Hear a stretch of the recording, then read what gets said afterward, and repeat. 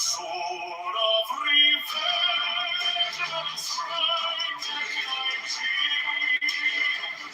By the sword I told thee.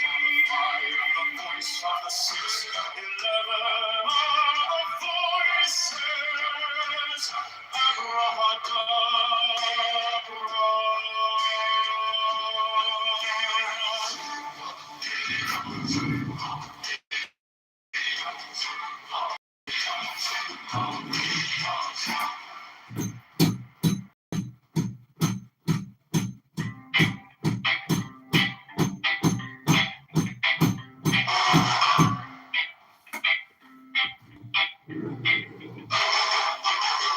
Mine is the head of the man. So from my head I invoked it. I am the only begotten child of my father and mother. My father is dead. My mother for me with labor and pain and fear. By my body I invoke thee.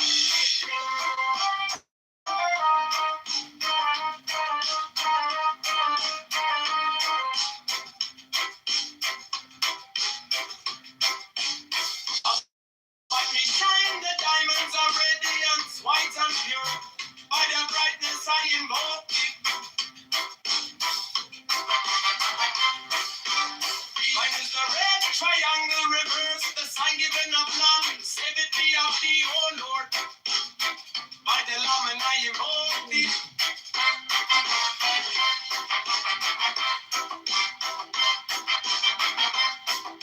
Free mine is the garment of white, sewn with gold. The flashing of eye that I wear by my robe I invoke thee.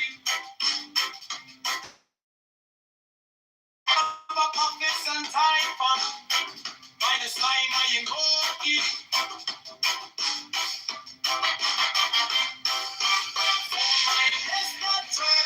White and gold, and mine the blue vision of the intimate. By my crown I invoke thee. My fingers travel on the beads of pearl, so run I after thee in thy power of glory. By my fingers I invoke thee. I hear the ones of double power in the voice of the master. Abrahadabra, by the word I invoke thee.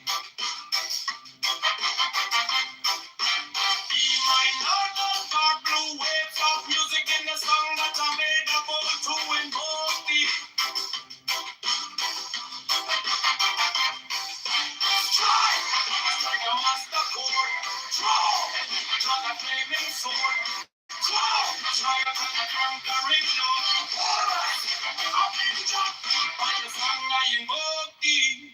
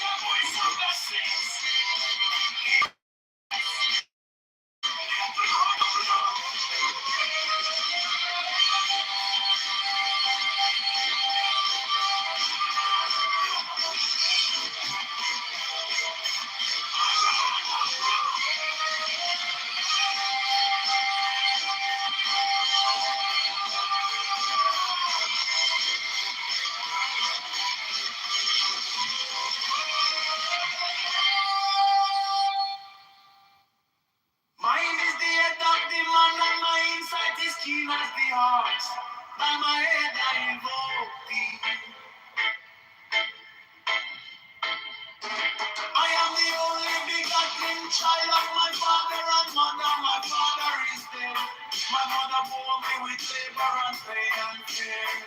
Now my body I invoke thee.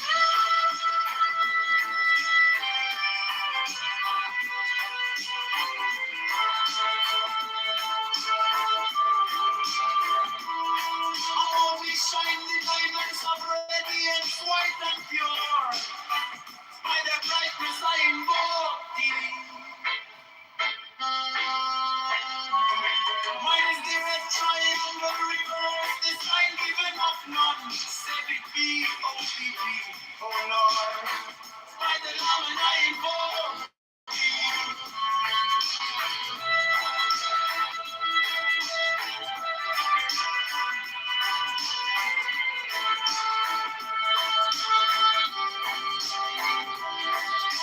Mine is the garment of white stone with gold, and the flashing of light that I wear. By my robe I invoke thee. Mine is the sign of a prophet and typhon. By the sign I invoke thee.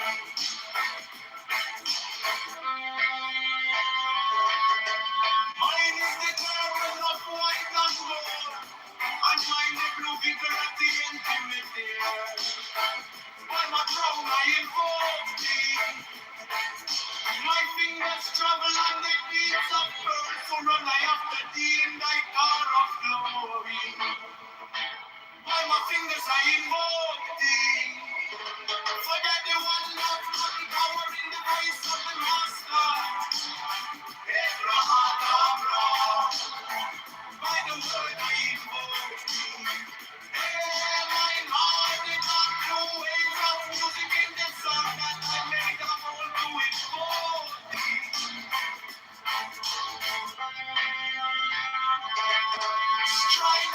Strike the master sword, drive the flaming sword, crown, jail and conquering Lord, our Lord, and in God, by the sword I invoke thee. In my hand is thy sword of revenge, let it strike, my life be thee, by the sword I invoke thee.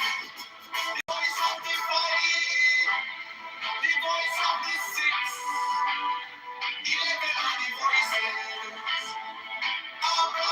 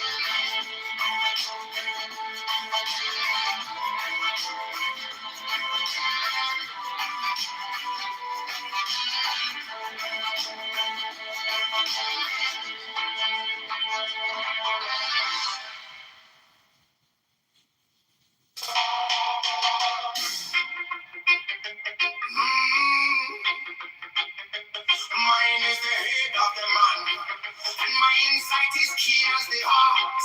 By my head I know thee. I am the only begotten child of my father and mother. My father is dead.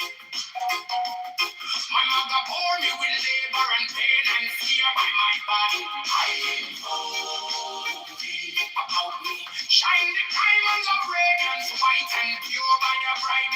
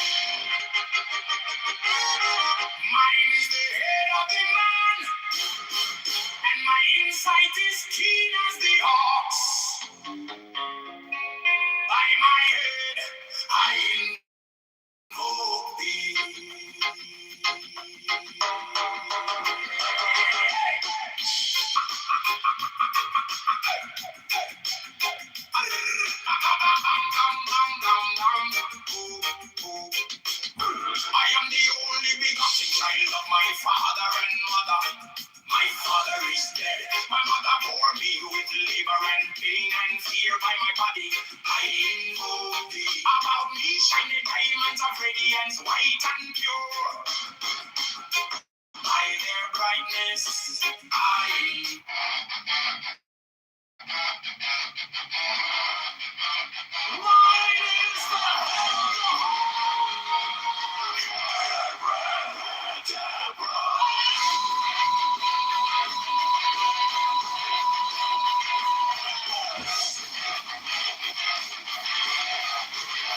Six and rose and cross of life and Lord,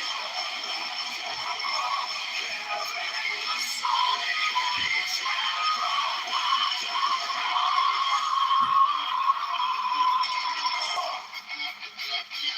remaining in the sign. The invocation concludes. Therefore I say unto thee, come thou forth and dwell in me, so that every spirit, whether of the firmament, or of the ether, or of the earth, or under the earth, or dry land, or in the ether, or flowing air, or of rushing fire,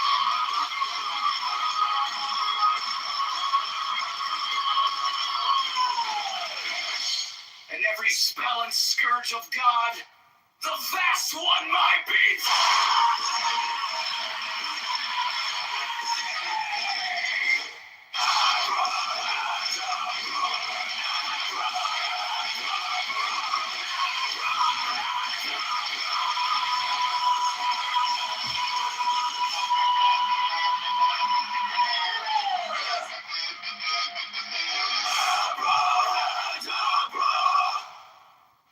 Mine is the head of the hawk.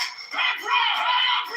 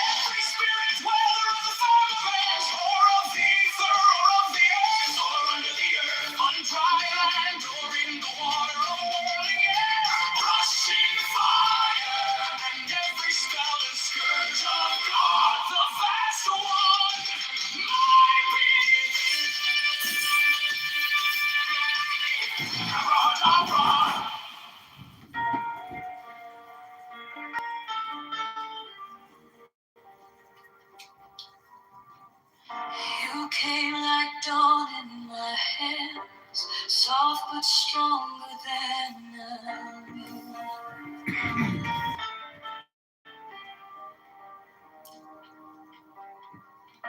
You turned gold in your eyes, and my whole night broke in two.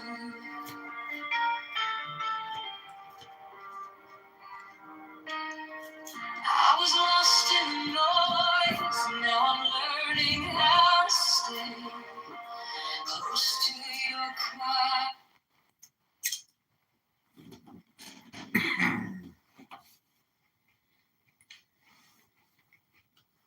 We'll have all the channels. Just depends on how you.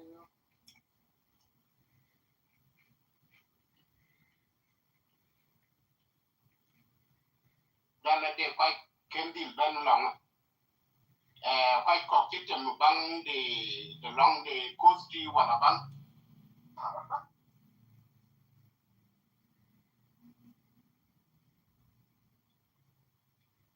Starbucks, and that's because it's from Seattle. Everywhere else you go, you get jalapenos McDonald's down here.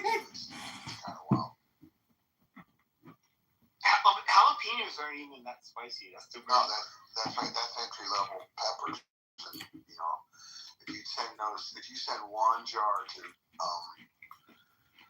New York or Pennsylvania, you got to send an SDS. You got to have people showing up in plastic suits surrounding the jar and saying, "What the fuck is this stuff?" But it just turns out how you get started. What's the hottest pepper? Is it the Asian peppers or the jalapeno? Well, they have like height. So you have to look this up because for the last like a decade or so, you have hybrids where they basically ended up like there's like Carolina Reaper. There's all of these weird ones where it is like if you were to look at like habanero, which is this more common pepper, which is much spicier than jalapeno. This is like literally these peppers start getting hundreds of times hotter, and it literally people they get ulcers where they burn a hole in their stomach trying to digest this stuff. It's Are they hotter than Szechuan, than like the really hot Chinese? That's not been my experience. Yeah. Really? Do you think that's the case? I've had my face burned off over in Asia. Yeah, I mean, I've been in desperate. I really like pain in Asia. Yeah, they have. It's like I don't know, kind of like marijuana, like how you have these really strong strands that people end up producing these hybrids, and you have much stronger peppers now. You look it up. They have was it Scoville scale? I forget what it's called, but it is you have peppers that are just like insanely spicy. And I haven't had those. Mm. But jumping that, I also have my first selfie with an alligator, and I tried to grab it.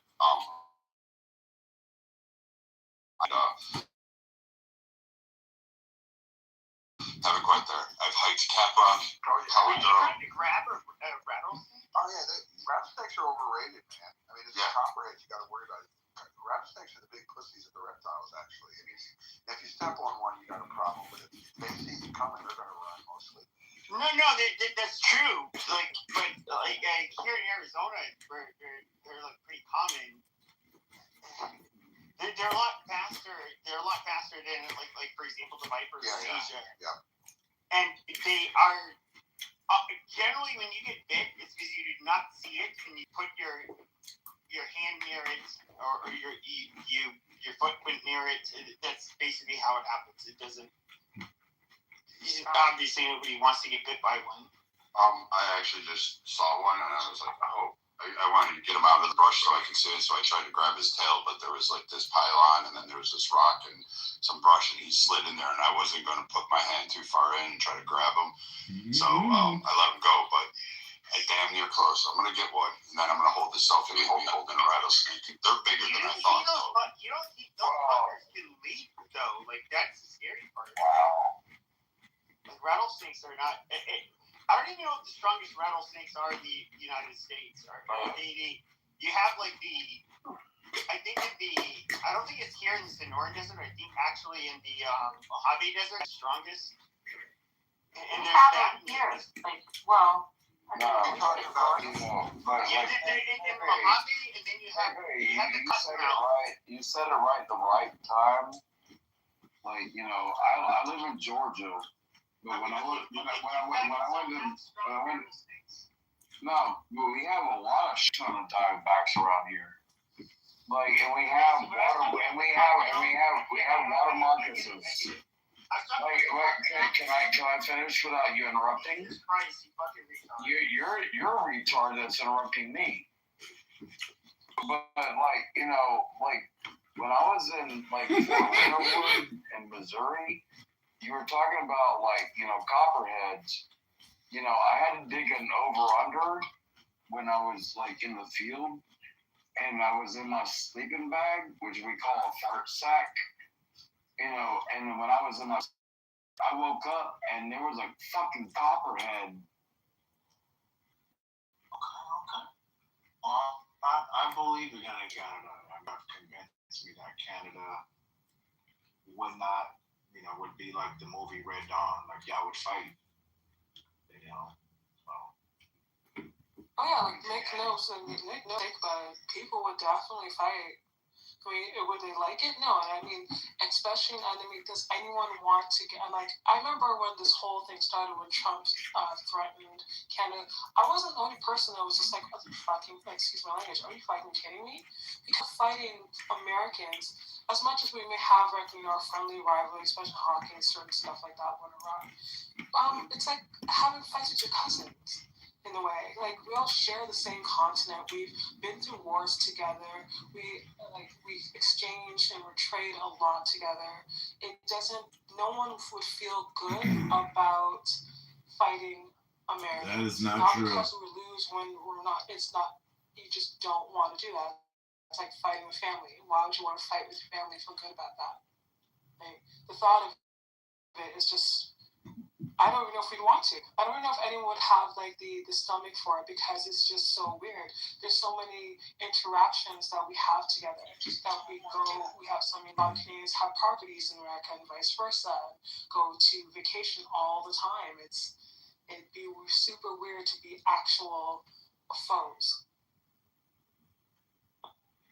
Hey Marlene, I have a Donald question. Trump wants to. I was going to say, for Donald Trump to say to take us out of NATO, that is just dumb. And if you have Republicans that back that idea, what in the hell? That's like a long standing coalition, I guess. So, it's embarrassing. We need to keep NATO together. And Donald Trump talks about so-and-so paying their fair share and all this kind of stuff. Look. At the end of the day, sure, people are paying their fair share now, I guess, the way he says it. But, my God, we shouldn't even be in any of this kind of stuff as far as wars and this, right now. This is just really embarrassing. And I think, what is this, 3 or 4 days, this war may be illegal. Lisa talked about that. So, illegal things, Donald Trump doesn't care. So, let's see if this holds, and when the time comes, let's see if the war ends under an illegal circumstance. I don't know what y'all think. Do you think that the war will end after Congress, whoever declares this to be illegal, or will Donald Trump be able to continue doing this regardless of what is passed? I want to ask my question still. I don't have an answer for that, but I did want to ask the question, Marlene. Marlene, do you have an AMSR microphone, or something for this one? Because I want to ask you, how does it feel to wake up with universal health care and speak slowly, and sort of say it in a sexy voice, if you would? Well, I would try to speak in a sexy voice. But what does it feel like to have universal health care, though? Really? Honestly, the fact that you, as a country, as successful with the amount of millionaires, billionaires that you have, and leaders of the quote-unquote leaders of the free world, the fact that you don't have universal health care is barbaric to me. Frankly, it is absolutely barbaric. Because Barbarians! A breakdown of a person that had medical services in America. And the fact that you guys charge down to the gloves that the doctor uses, and that's literally whether you have money or not could be the difference between you live or die, is crazy to me. Absolutely crazy to me. I mean, I understand. I understand. Sorry, go ahead. Okay. The only thing I'm gonna say is it depends on the state. Oh, I'm sure, but I said that it shouldn't depend on the state. That's my point either. I mean, I get that there's little differences between states, etc. And obviously, like, if you're like, I assume that if you get shot and it's an emergency, that you will be serviced. You'll just end up having the debt to, I mean, the point of, I don't even want to imagine, out of your, to your next generation, to do that. So I don't believe that that's just crazy. And I wonder sometimes, what do you all pay your taxes for? If it's not to take care of yourselves, what in the world are you paying your taxes to do? Because no one, I mean, sure, let's just be very clear. Canada is not perfect, and especially since this, in the last decade or so, this adaptation of privatization, which unfortunately came from you all. I mean, we agree fucking politicians, mainly on the right, I'll say it straight goods because they're corrupt as fuck. They've taken that idea from privatization and stealing public funds to fund private care. That was an idea taken from America because, again, they're just all corrupt and they get money out of it. It's not because that is the fundamental way. And eventually there's going to be a huge pushback on it because the boomers are now getting old and they're needing care, and we're literally having a crisis right now in our healthcare. But outside of the recent issues, fundamentally, no one's going local or tour from going to the hospital. Even like it doesn't if you have, that is basically covered. And if you have a good job, you'll even have additional coverage that covers a lot of that, if not all of it. So the most that we pay for is prescriptions. And even some of that, depending on what your drug plan is, covered completely.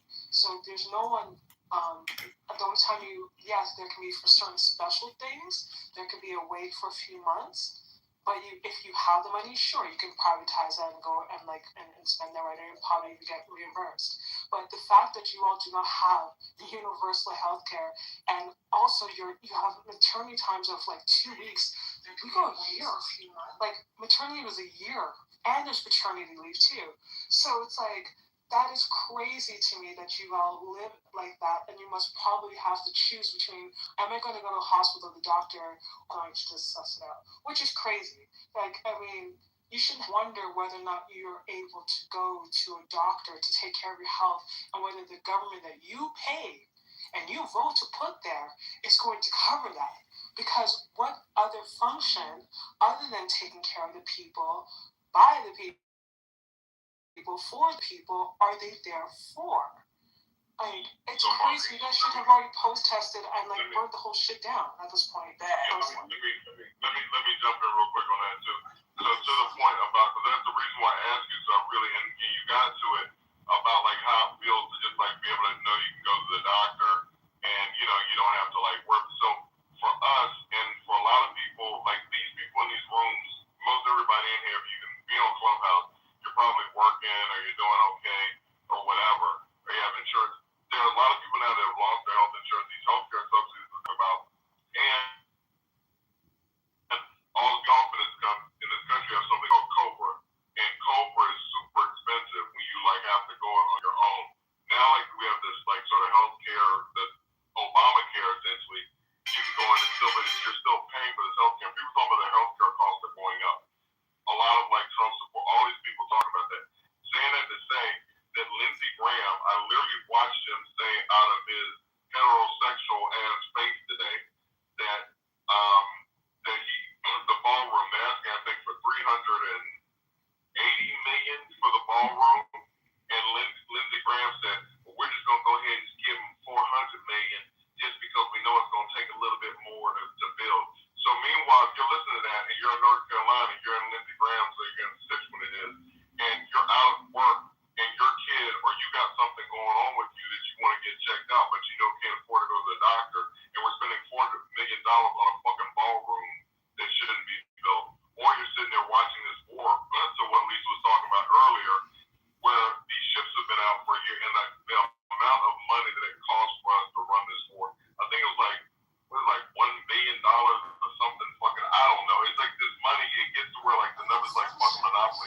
But saying that to say that people, so for y'all to have universal health care, we don't, and we're literally watching people just burning through our money, and people literally out here are like suffering behind it. So that's why I was just asking, just to wonder like how it feels if you have something wrong with you, just go and just get it taken care of, and not have to worry like going into debt. Hey Michael, just go ahead and do it, brother. Let's move to Canada. We'd be glad to have him. And honestly, I don't know how you guys do it. I have no idea how you Americans have not burnt shit down. In fact, I'd burn that damn ballroom down too. The question I think everybody in Fort Campbell when's the I'm sorry, but there's no freaking way. I think you guys, America right now under Trump, let them eat cake moment. Which is when is the Michael Marlene wedding? Okay, I want to respond to Omar real quick. So Omar tries to minimize shit and feels like I'm doing too much. He's minimizing. So the shit I'm saying is real shit. So I'm not moving to Canada. So I've got family here. We bled and died on this motherfucking soil.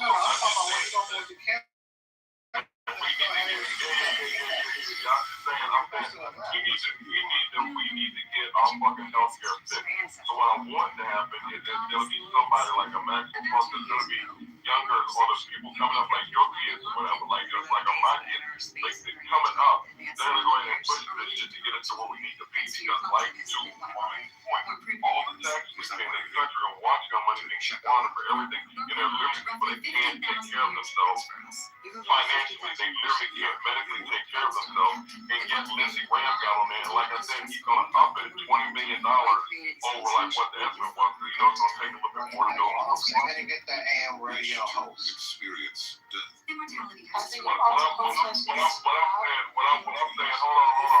I'm saying, Omar, is that people really down on shit. So if you want to like play around or whatever, that's cool. Just like you did the Trump video where you show like Trump has black friends. If you want to move the negative like that, that's fine, Omar. But I'm saying people literally are really suffering out here. All I'm saying, it's not a joke. That's not a joke. And it's not maple, it's brown. It's not a joke, bro. It's like, but if you want to joke, that she got free healthcare. That's fine. That's fine. Hey, may your family never have to deal with this bullshit or whatever the rest of us have to deal with. So I guess you living outside the bubble, so that's good, man. You good. You're practically the whiteness. I guess saves you from that. Yes, sir. That's right. Your proximity to whiteness saves you. So we don't have that issue. We like Canada. So anyway, I'm sorry, what? Yeah, it's just Omar, like I think just like again, people in this country are dying and I'm just saying just Omar with this bullshit or whatever, he's just annoying as fuck. But again, trying to make a serious point and Omar is just like being like a dickhead or whatever, but it's like it's all good. I mean, I think if all the protests that you guys should have, I'm not trying to minimize the importance of the other ones that have been connected so far. But I honestly think that if there's anything that you guys should be on the streets about nonstop is the fact that you don't have universal health care. Crazy. I mean, a country such as yours, the size of yours, and with the amount of the amount of rich people and the amount of resources should not less than a third world country, because that's exactly what it is.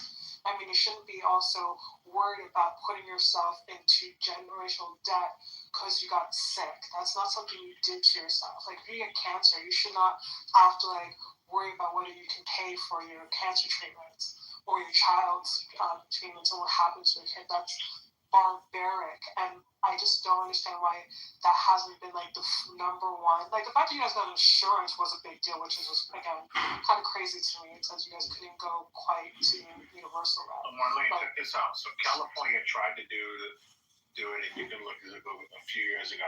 It was billions of dollars. It was so expensive. It wasn't even something that they could do.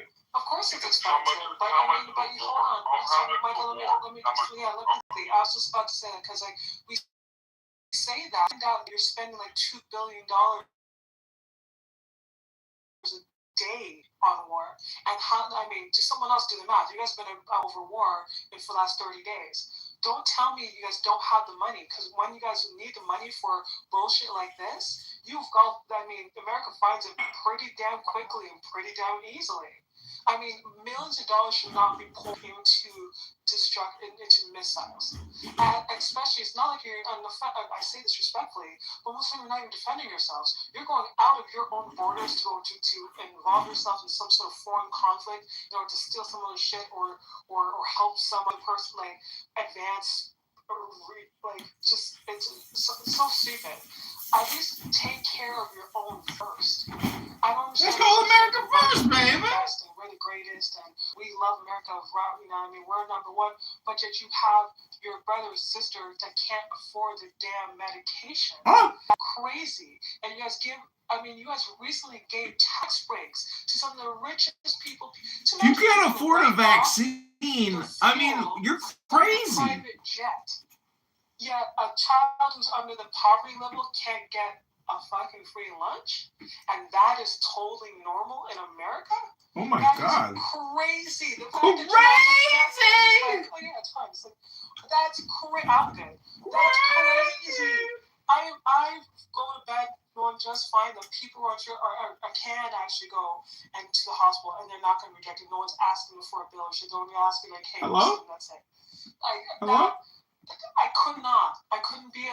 So as fine as the American brothers are, there's no way I could live in America. No way, brother. So many different reasons. No fucking way. How would I universal healthcare? I could never do it.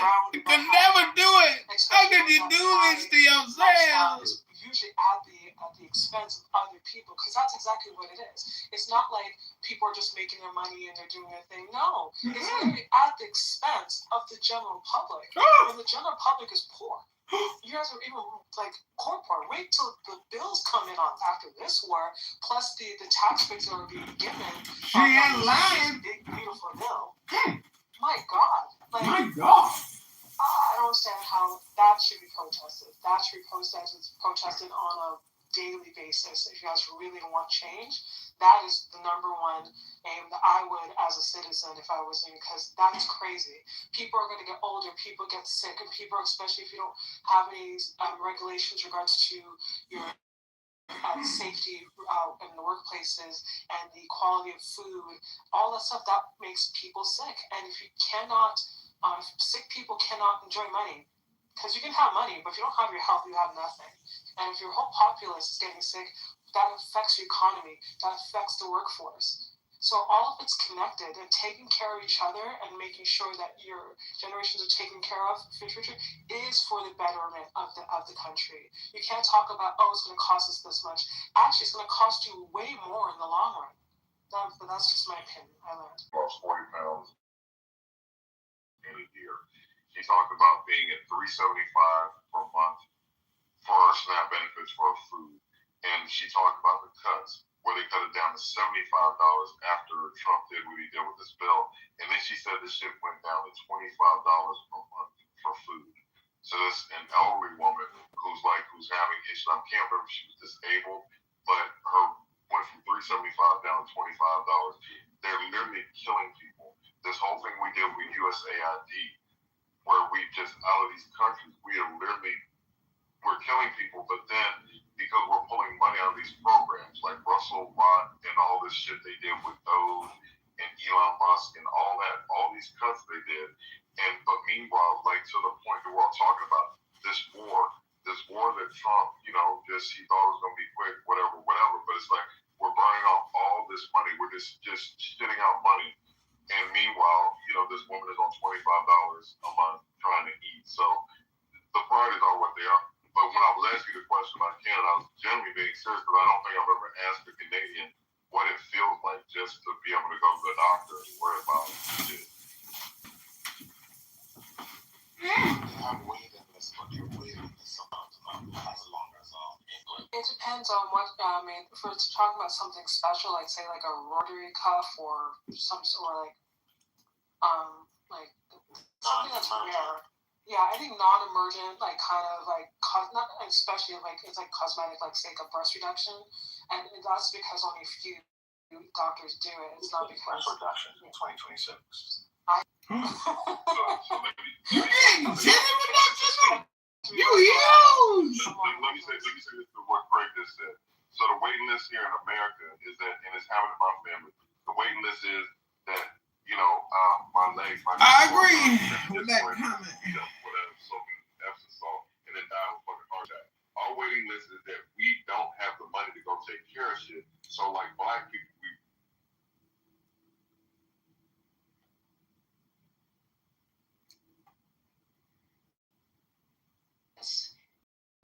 the people that I have blocked are the only people that I wouldn't want listening to me. Right? They're the only people that I, would not want listening.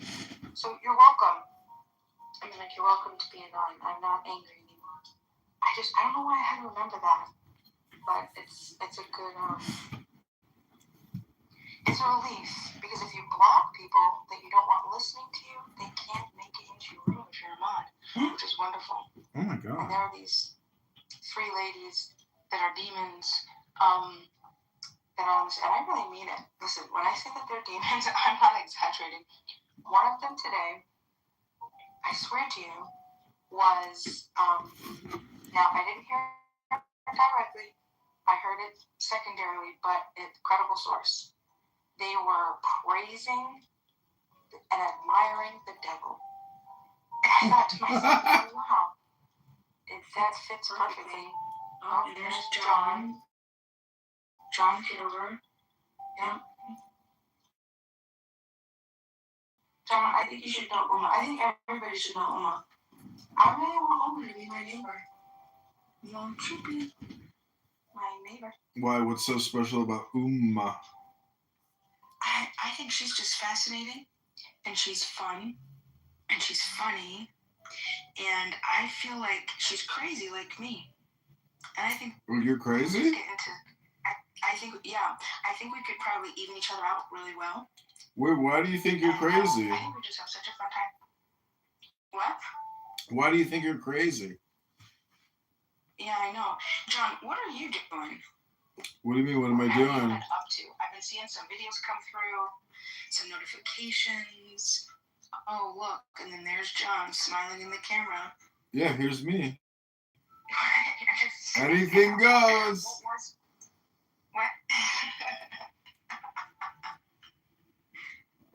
So, do you know what I'm sad about? I was just What? reading this art.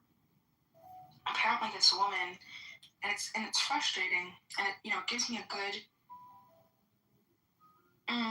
reality check. There was this woman, this hero, this savior, that apparently there was this fight that was going on at this bar, and this woman had run into the bar and said, help me, somebody's beating me up. And then she had left, and one of the women that were in the bar, who has kids and everything, she went out to check on her, and her and her friend was getting beat up by this guy. She interfered. The guy ended up pulling a gun and killed her, and she died. And do you know how many times I've gotten involved in broken up fights? So many times. Like that's I mean, so many times. So what you're saying is, in hindsight, you're thinking to yourself, you know what? I shouldn't have even have gotten involved. That's what you're thinking. No, that's not. What I was thinking is that I need to do it much more. What is the word? Intelligently. Like I have to be really certain of what's happening, and if I'm not armed, I mean, like I need to keep my distance. I don't think I can get involved. Mm-hmm. As involved as Well, today a couple walked past my house today, and she was screaming, "Why don't do this?" And he's like, "Leave me alone! I'm gonna punch you in the face! Leave me alone!" And I swear to God, last year, just about the same time, it was the same fucking drama. And I put it on YouTube. I'm like, this is the second time I've recorded this couple. It's so crazy because. Yeah, I put them on my YouTube account. Oh my God.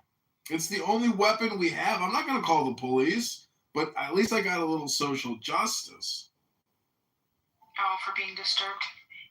Yeah, they do this all the time. It's like, take your drama, keep it inside your house. What, you think people want to hear you guys? Shut the fuck up. Oh, you're pretty funny. Do you know what? You are funny, and do you know what else you're annoying? Yes, do you? And then there's like a percentage of you that's also lovable, and there's also a credible influential, incredible influencer, I guess you could say. Well, do you know? Right, but that's a small Do you percentage. know what a highly annoying person is versus an extremely annoying person? What's that? Basically, an extremely annoying person is highly argumentative, but a highly annoying person is just totally obnoxious without even being argumentative. Oh, wait a second. So say that one more time. I mean, I'm just kind of making it up on the spot. So if you're highly, do you think I'm highly argumentative, people? Oh, yeah. Some people say I'm argumentative. Do you think? Oh, you are very high on the index. No, I disagree. See, Uma is a highly annoying person and an extremely annoying person. She's both. Yes, give it all to me, bitch. See what I mean, Bima? She gets it. What is his name? Do you know this person for real? Speak to it before? Yeah, Alistair. Yeah, his name's John. He's very popular on the app. Oh, then I added him already.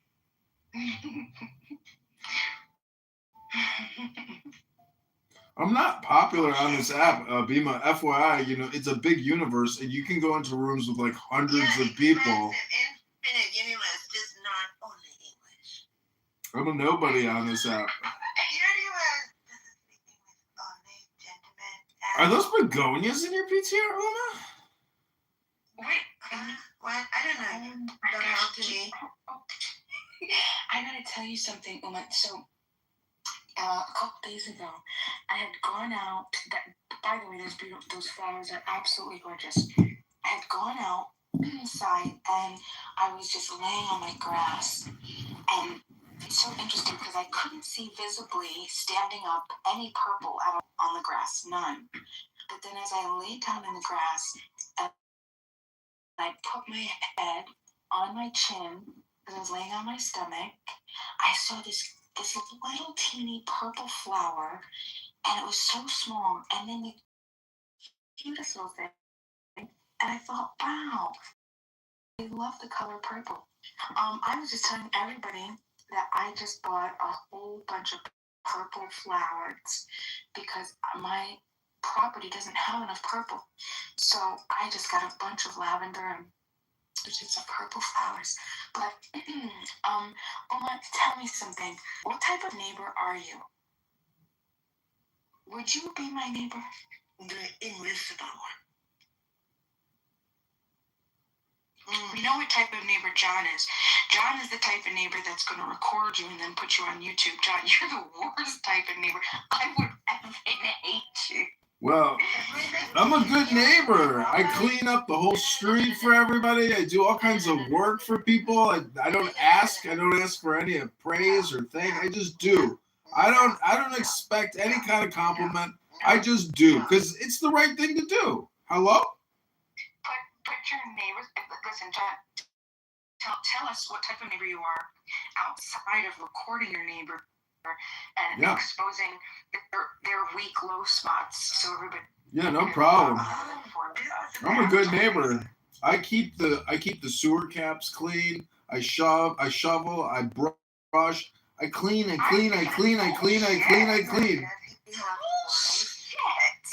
Bullshit. I clean all the time. I go around with a bucket and a picker, and I pick up all the garbage all over the place that these fucking animals throw all around the street. I clean up. And my mom is so obsessively compulsive. One day she was like, "Come on, let's go clean." My mom walked us like 3 blocks to the main highway, and my mom for 2 hours was cleaning the fucking highway. I was like, what the fuck are you doing? That's actually really sweet. Okay, but I don't know if you do that. I'll send you the pictures. Clean. I'll send you the pictures, and you would be amazed at my garden. Because I believe your mother. No, my work. my cleaning here in Chicago. And, I have a big garden. You don't know this about me, but every day when everybody is around here talking all day long about everything, I go outside and I work in my garden. And you're going to be amazed at how beautiful it is. And you're not going to believe the flowers, the vegetables I'm growing. I'm becoming self-sustainable. I'll be able to save hundreds of dollars eating my own vegetables and my own. Hello?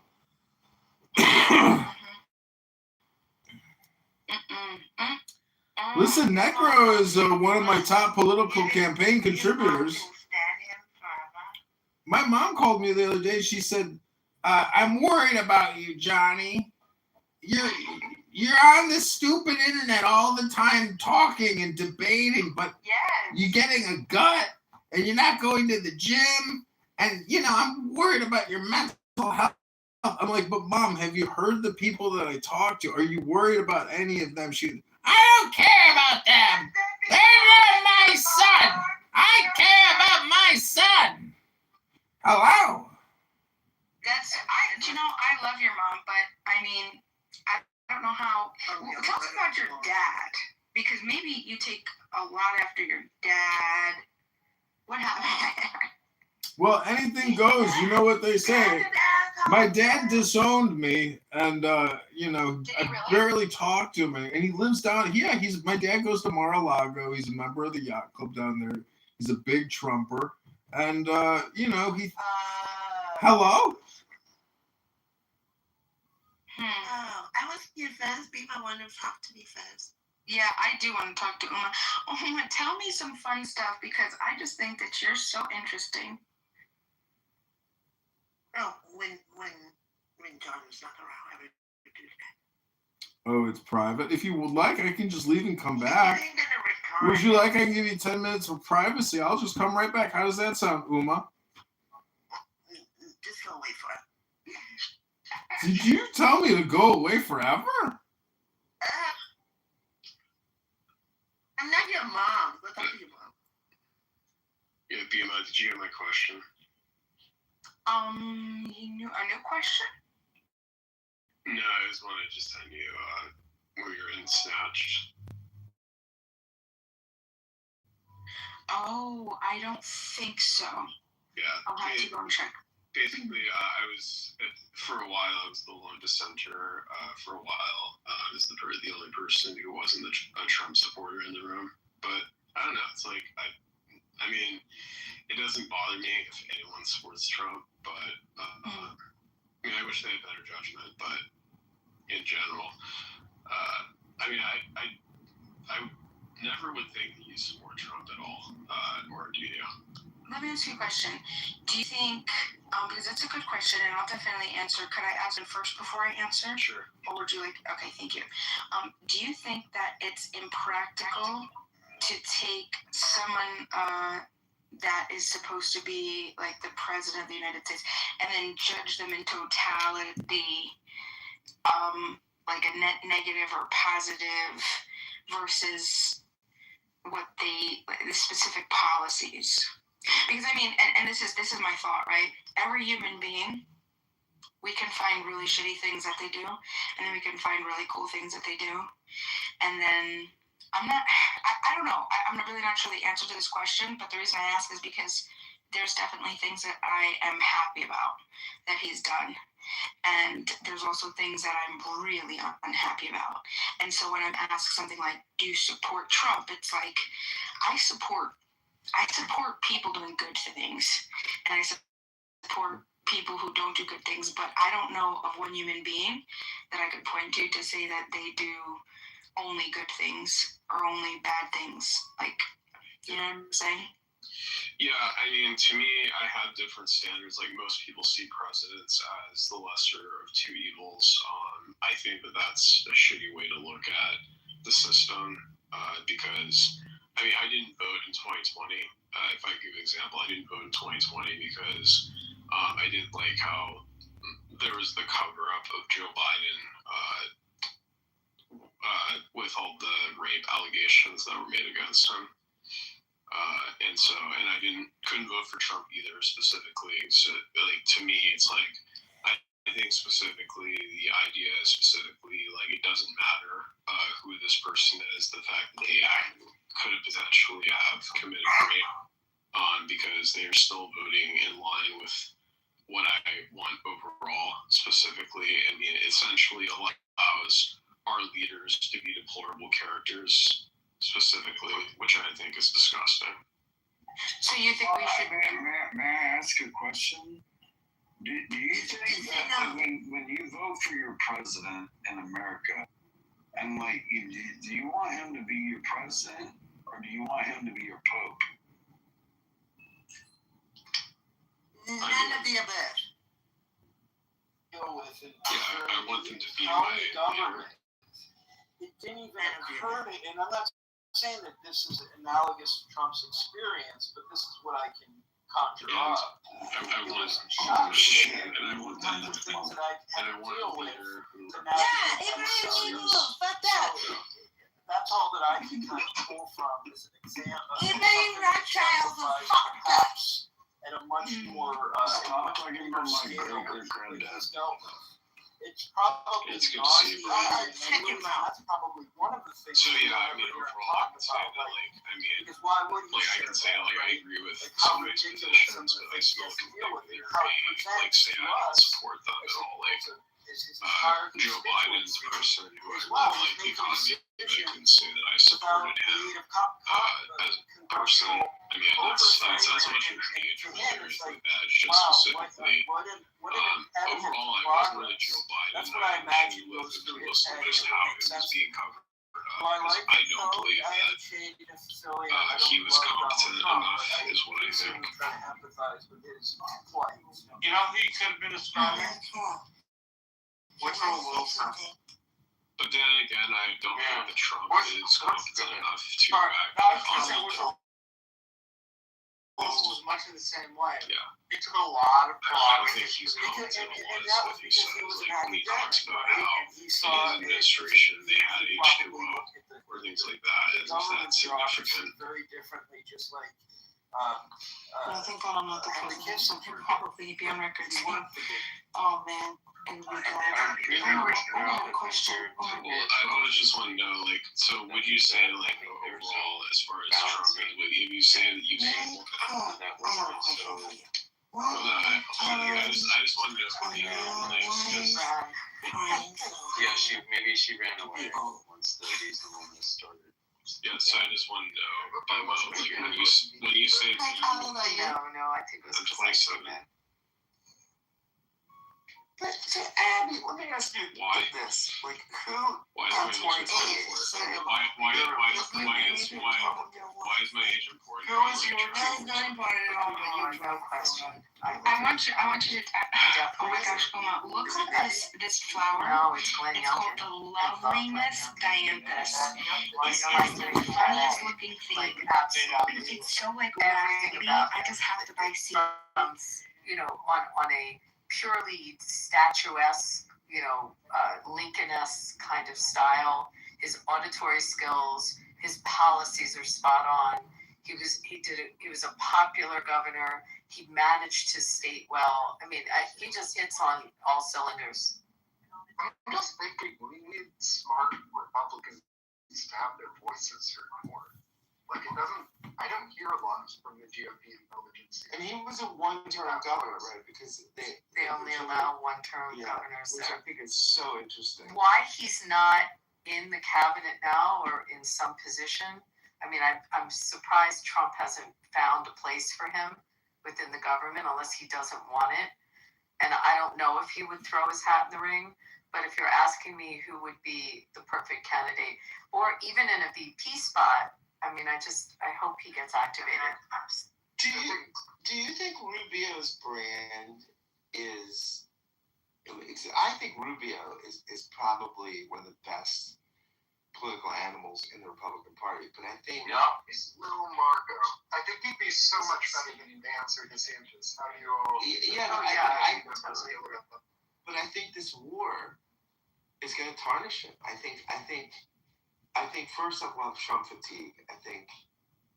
And the fact that he was Secretary of State in an unpopular war, I think his brand is going to I mean, I think maybe 2032 he could reboot, but I think for 2028, I think Rubio is he's just damaged goods right now. Scott, we had Vance campaigning for Orban, so it's like there's some egg on the Vance belonged nowhere near that shit. I don't know why the president sent him. It was dumb. I would love, if I saw Rubio in a debate with Gavin Newsom, he'd rip him a new one. Rubio Yes, would destroy in a debate Newsom. I mean, it couldn't even come close. Well, I mean, Congressman taught us, right? Look, I don't think it's nothing to win statewide office in California. I think it's an accomplishment. It does not make you a viable national candidate. And so I think people that think that anybody from California would be a formidable national candidate as a Democrat are clinically insane. because California is just so far different than the country. I like California. I love it out there. I think it's great. But I just don't think. I mean, Harris showed us like what that statewide brand. As a Democrat, as a Republican, it's different. If you win statewide as a Republican in California, you've, as a minority, won the majority, right? And so I think like Reagan, Nixon, I mean, these people that can do that are singular impressive people. But I don't have any confidence or respect for a Democrat just because they won statewide in the most liberal state in the country. I don't think that's again, it's not an accomplishment, but it's not going to be. Or if I ask you if you stop beating your wife. Hey, stop talking. That's a woman talk. Do you know what the coolest thing of this is my favorite site to buy seeds? It's called Gurney's. Gurney, and one of the coolest things about this site is, you know how you have your grow zones, right? Once you put your grow zone in the website, and you could look at whatever you're looking at, it'll tell you, oh look, this grows in your zone, or nope, your SOL. You know what I mean? So you have an idea of what is perfect for your zone, and you don't have to like go and check, blah blah blah blah blah. And it's just so wonderful. Hey, is that like the clone my Willie? I mean, I can. Hello? The trans man. No, stays forever. Is this a grow zone? Anything goes here. Anything. Uma's part of the grow zone. Oh, anything goes here. Anything. It's a grow zone.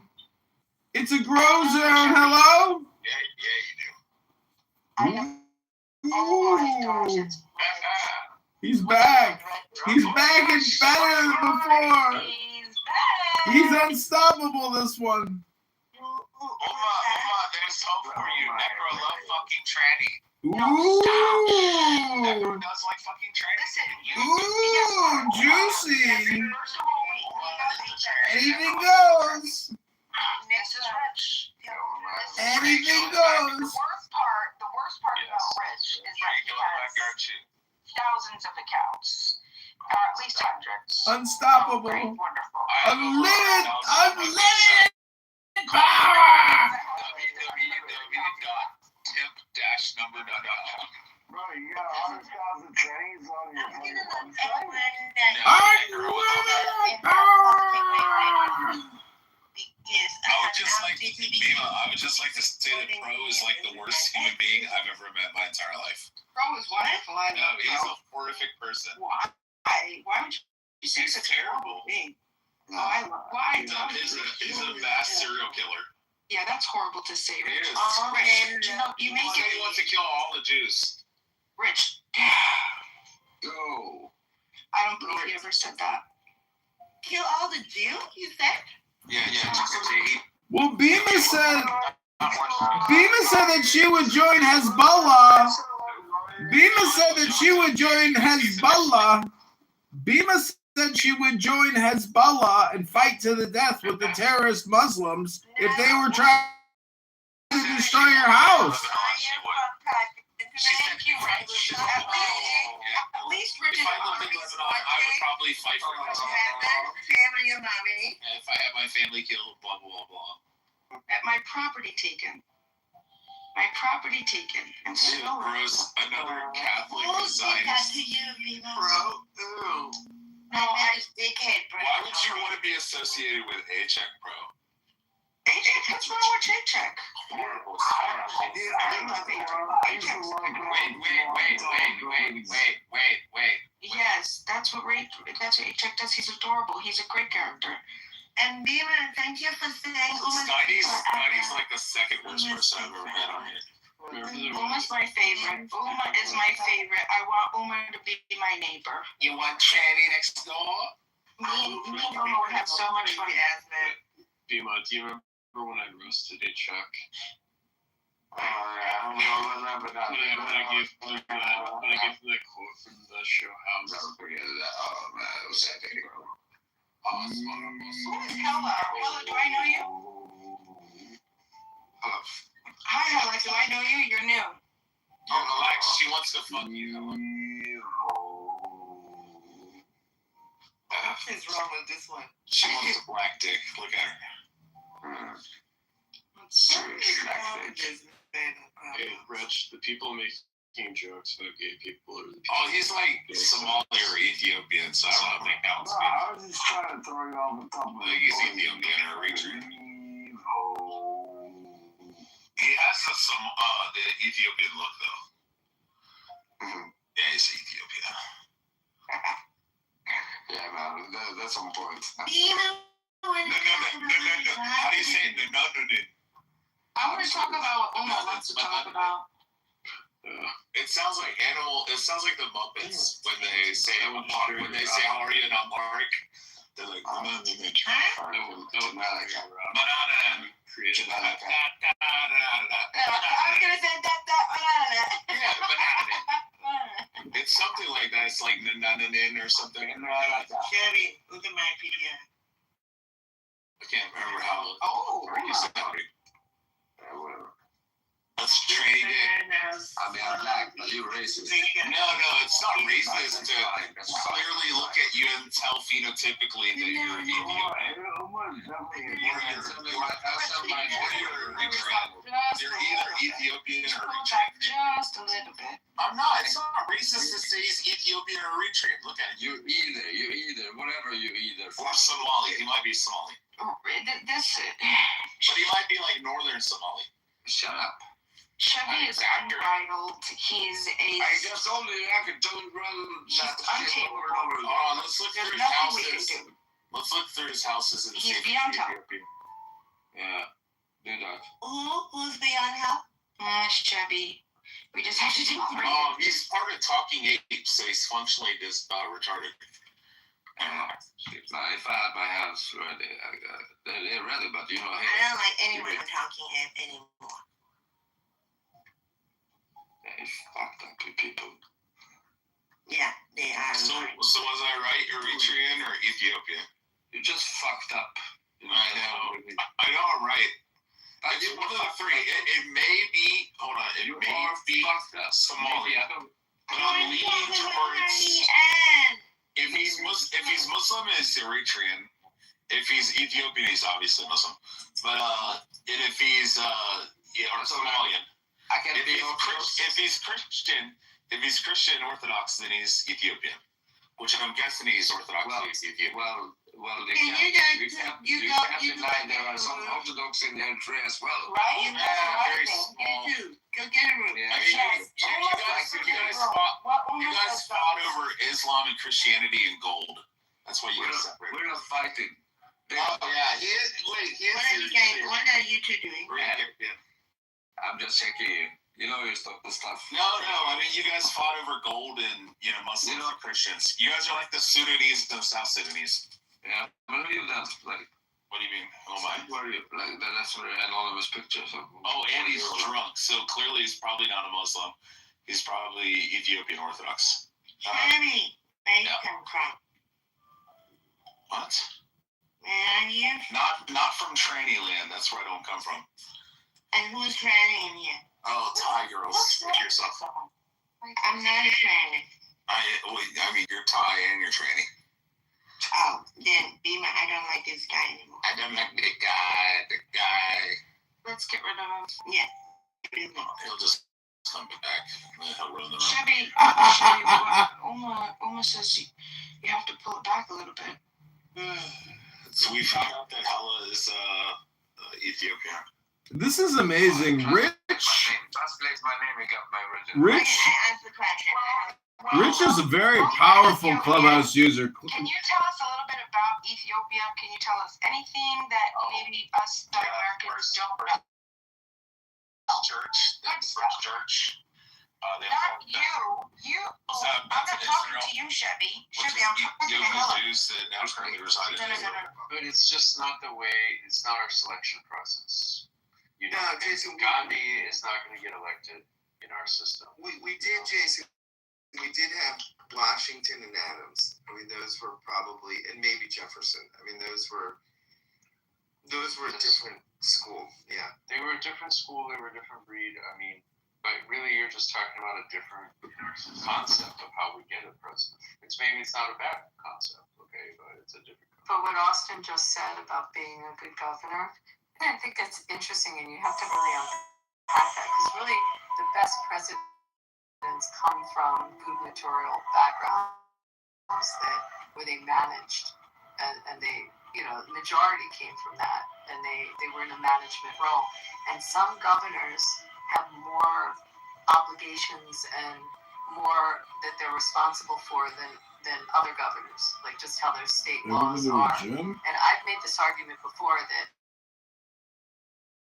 Gates is the governor of New Jersey, and the Jersey governor oversees so much more than other governors do, and it's a much more encompassing job. And you just look at, where did a lot of our presidents that came from New York governors, California governors, right? Texas. They just think about what was the breeding ground. These big states were big or complex. Or complex, and the Jersey governor has to appoint all the judges. They're not elected. It's just he oversees more under his control. And again, it's a good prep. I'm not saying that Chris Christie would have been a great president. I think he would have been a great attorney general. It's kind of sad that they had a falling out. I think he would have done a good job, but the people that I don't know all the different states and their laws and how much are under what's under control or her. The governor of California, Texas, and New York, they're managing the size of the local economy. That's larger than the economy of the stations. And that were very important. And another interesting and weird thing I just remember from Gates' placement in U.S. history, Ohio is really important presidential history. For some reason, Ohio has been interesting. Producing candidates. Because we had Garfield and Taft. Wonder why. But it's one of the most populated. I don't even know how to call it. It's very populated. Has been kind of it was almost a frontier state in many regards. It's because it's high in the middle around on both ends. So that's what it is.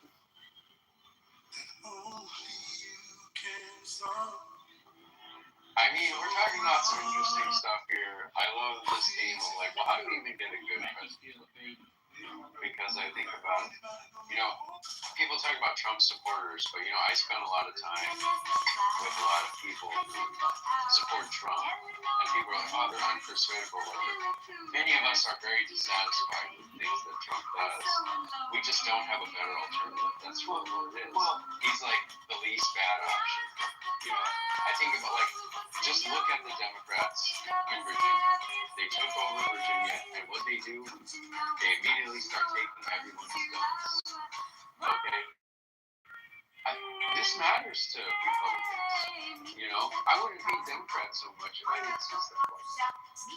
But, that state is being ruined, okay, in real time. And so many of my fellow Americans are going to have to flee that state, which is not America anymore, and go somewhere else. And it's just shameful.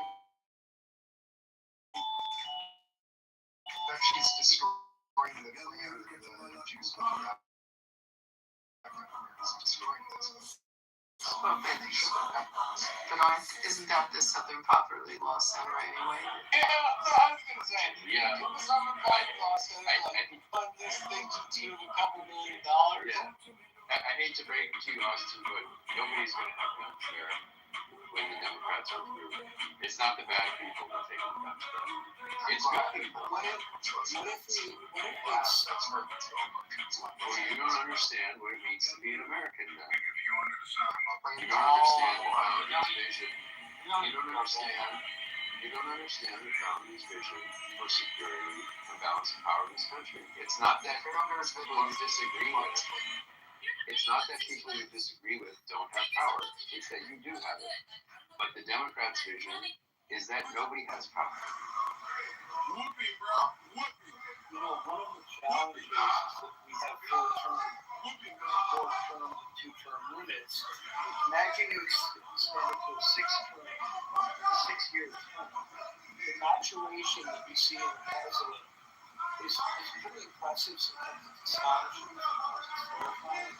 I almost think that just the mere two-term, four-year term cycle in itself lends itself to a certain type of personality growth or persona growth within the space of the presidency. And that in itself is challenging. I mean, imagine if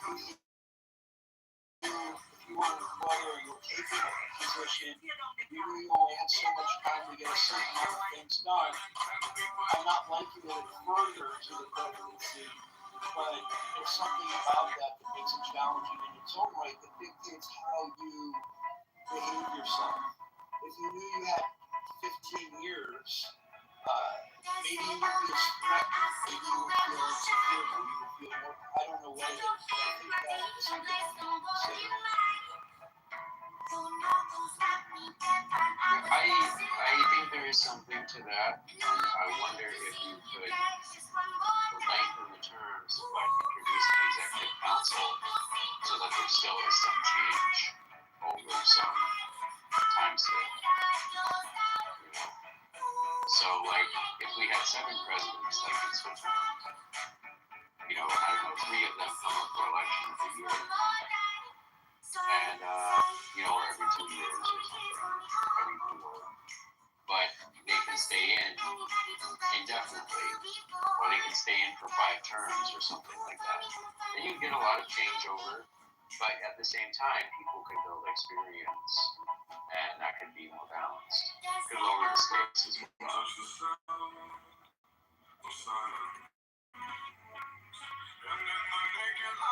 I mean, I've been so insecure in jobs where I have like a 3-month probation period or something like that. I mean, that in itself is enough to make the insecure employee act in certain ways, right? I mean, I just, again, I'm not going to empathize with a particular individual, but the office itself, to be under the scrutiny of government, of public office in this day and age of social media and TV, broadcasting, it's just like, I would be able to leave the house because it's way too much for me. So, but some people can handle it. I'm quite frankly amazed that any of the presidents can handle it. Even the Nepo babies who manage, who had some exposure. Funny, what do you think? That's my shot. Yeah. You can respond to the title of what we've been talking about here or go ahead. I love last weekend. Trump is actually crazy man, but this white president has already tried to turn over 50 years. This is not taking the stage. I'm not going to be president on the stage. I think everybody's going to. He has represented DC, bringing beauty back. It's like country is public services like politicians. Not politicians, you know, almost everywhere. It's the nation's capital, but it's more like bring it back culture, bring it back values. That's what that's right. Bring it back something that we should all look forward to. And he's a lot of things, you know. The economy's need a lot of deregulation. That's good generally. But of course, a lot of pushback. That's unexpected. But he said he's the right president this time, and the system is working. If he got everything he wanted, then he would be the right president. But I think he's challenging the system, and the system is responding as it should. Give me confidence in the American experiments. So he's stress testing the system properly. He doesn't like it, but maybe one day you'll understand why everything you touch surely dies. But you only need the light when it's burning low. Only miss the sun when only know you and how you feel low. Only hate the love when you miss it all. Yeah, largely. Yeah, you put the name on the head. Yeah. So we'll see. I'm kind of curious. Honestly, I can't picture what's going to happen after him. I don't know for some reason. I can't think that far. I can't think beyond Trump. We'll see. I'm really interested. We'll get another president and we'll all be in. Yeah, but it's after Trump ends, it's like the end of the era. It's really Trump or Trump S. What if I told you? The model left. Right? Those are still. Even though Biden came in, Trump was always supposed to make this nervousness. Obama triggered him. The president. Like not bad. I wonder how the country's going to move forward. And the next president. I mean, we can't even imagine who the next president is going to be. I can't imagine it being Trump. It's like they stand. We're going to talk. Do not ever perceive it as everything is the hardest thing. We'll see. The best. It's easy. Leave it to somebody else. You know. Yeah, I agree with you. We'll see. Abby, you researched this thing on John Roberts? I think it used to. I saw it, and as I was, and then I tried to find other stuff on it, and it's a citizen's complaint. Like it just doesn't seem like it's pulling any weight. So we don't need to be worried about it. No, I first it popped up with a sensational headline, and I'm like, whoa, okay, this is huge. And then the more I read, there's only one of these things that aren't like the others. Those four have never made a salient point in their entire life. Rich is so boring. Yeah. Anything goes. There's John Kitover and his great white fucking cowboy hat. What's going on, Samoa? Chilling, man. How are y'all doing? Look at that hanging out. Samoa, what's it like spending 80 hours a week in chillism? The demon Samoa took over chillism. Wait, who's doing that? Samoa, what's it like spending your whole life in chillism? I'm not in chillism right now. Yeah, 80 hours a week arguing, debating. Oh, what's it like being a part of Nathan's art experience? Yeah, when somebody spends your whole life. What's it like being a part of Nathan's art experience? Yeah, but what does that mean to you? I'm asking you a question. Well, your question was a little bit off. Right, your question was a little bit off. Samoa is a great debater on this app. Mm-hmm. He is. He totally, absolutely is. Yeah. He does it for the sport. He could take either side, pro or con, anytime, any place. He might switch mid argument. It doesn't matter. That's how talented he is. Mm-hmm. He's quite talented. And he's educated. So he's well, why would you pay a debt if you want him? Yeah, right. And Hey, the crazy part is that he's the only one that still thinks that when everybody else has already understood it. No, if you go to Chillism right now and ask if you owe anybody money, everybody will say, of course you fucking No, not everybody. Yeah. No, you're wrong. Samoa, I'm a reason you're $50 short, right? Oh, yes, you are, bro. Yes, you are, bro. We were gonna make a bet with Joe, and Samoa, jumped in. Oh, go ahead. You still haven't told me, like, damn it, that girl. Yeah, bro. I was like, stop. What? I would with you. Yeah. I'm still waiting for you to say, damn it, that girl. Damn it, that girl. Thank you. You're helping catch on now. There you go, man. so, what is this? This whole what did you hear about Fauci aide being charged with covering up or concealing COVID records? Did you hear about this? Who's that? This is old news. Oh no. Oh, is it? No, he got pardoned for 10 years back. Oh, did he? Mm-hmm. Oh wow. So he's not to be executed? That is old news. Thank you, Umar. No? Yeah. No. Yeah, fuck America. Uma, not all of us. Uma, take it easy. Uma, please. There's a lot of Americans in here that don't appreciate your potty mouth, Uma. Uma, you are an extremely annoying person. A highly annoying person. Oh my gosh, John. It's true. My pussy hurts. My pussy hurts. Oh, anything goes. Hey, John, you don't ever go to that's almost not like correct? Or Lisa's 420, like you don't ever go to those spots, John? Yeah, I record all those rooms. What are you talking about? You're an asshole, Jim. Well, you don't ever hear me in there? Yeah, you seem to have nothing going on for you in the real world because no one could possibly spend this much time talking, debating, ChatGPTing, all communication. Hello? What do you think you're doing? You sound like you're he's got a good point, John. Where's my Uma? Uma, where do you live, Uma? Oh, I live in the... No, I'm not saying that all communication isn't projection.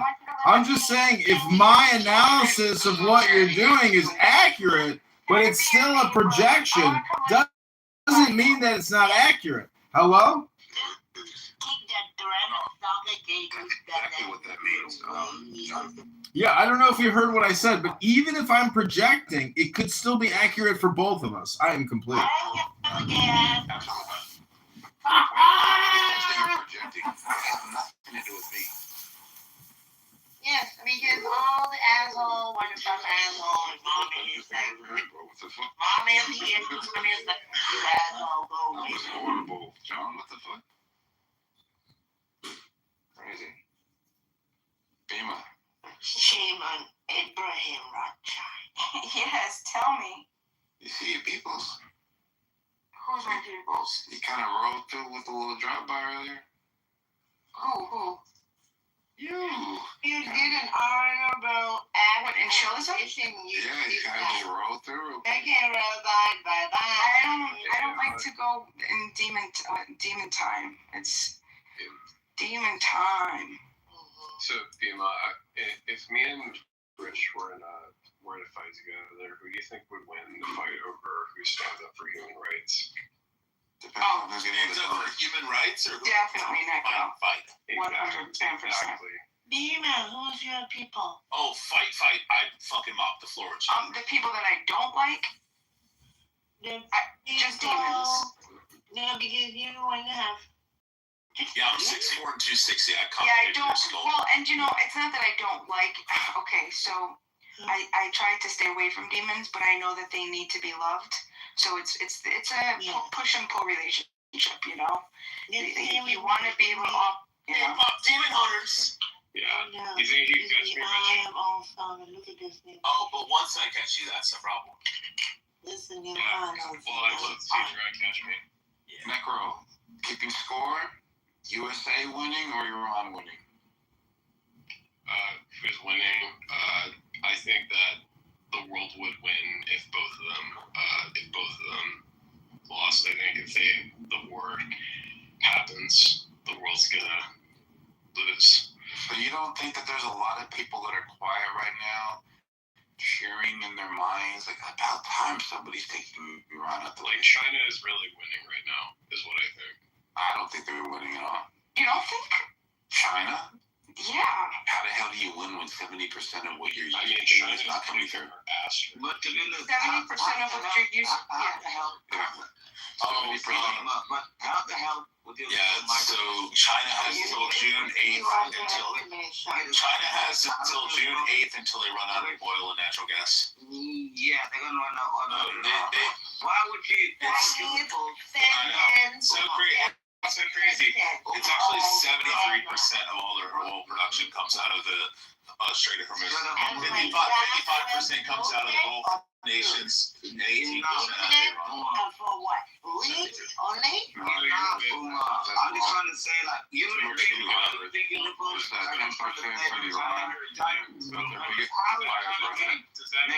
that mean that See how men can Well, they are talk active. They can't, Omar. They just can't. They can't handle themselves. Does that mean, Rich, that you're admitting that the Iraq War is about oil?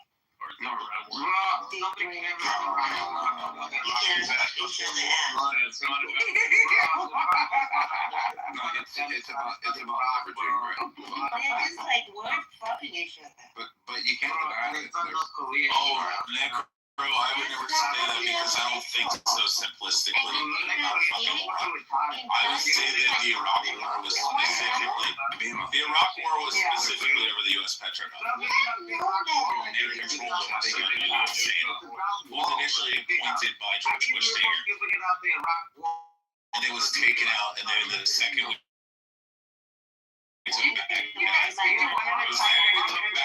switched back over the U.S. Petrochemical. I just came across. I'm not saying like Let's hear from A-Check first. Okay, be a man. oh, let's not do any salient points ever. Chevy. Go ahead a second, Chevy. You don't I'm gonna be a You have so many bad fucking who correct your man. It's ridiculous. You know, Bro, John's a modern yesterday, Rich, we were talking about Islam for like 1 hour. I actually thought you actually smart. You only like because I was talking about 1 Muslims hour. earlier. 1 hour, I actually thought you're smart. Now you just speak and you're retired. Bro, I kept telling you during the hold on, A-Check. the entire time that you said you were agreeing with me and you were on my side, I kept telling you during that conversation to shut the fuck up, AJ, and that you never make any points.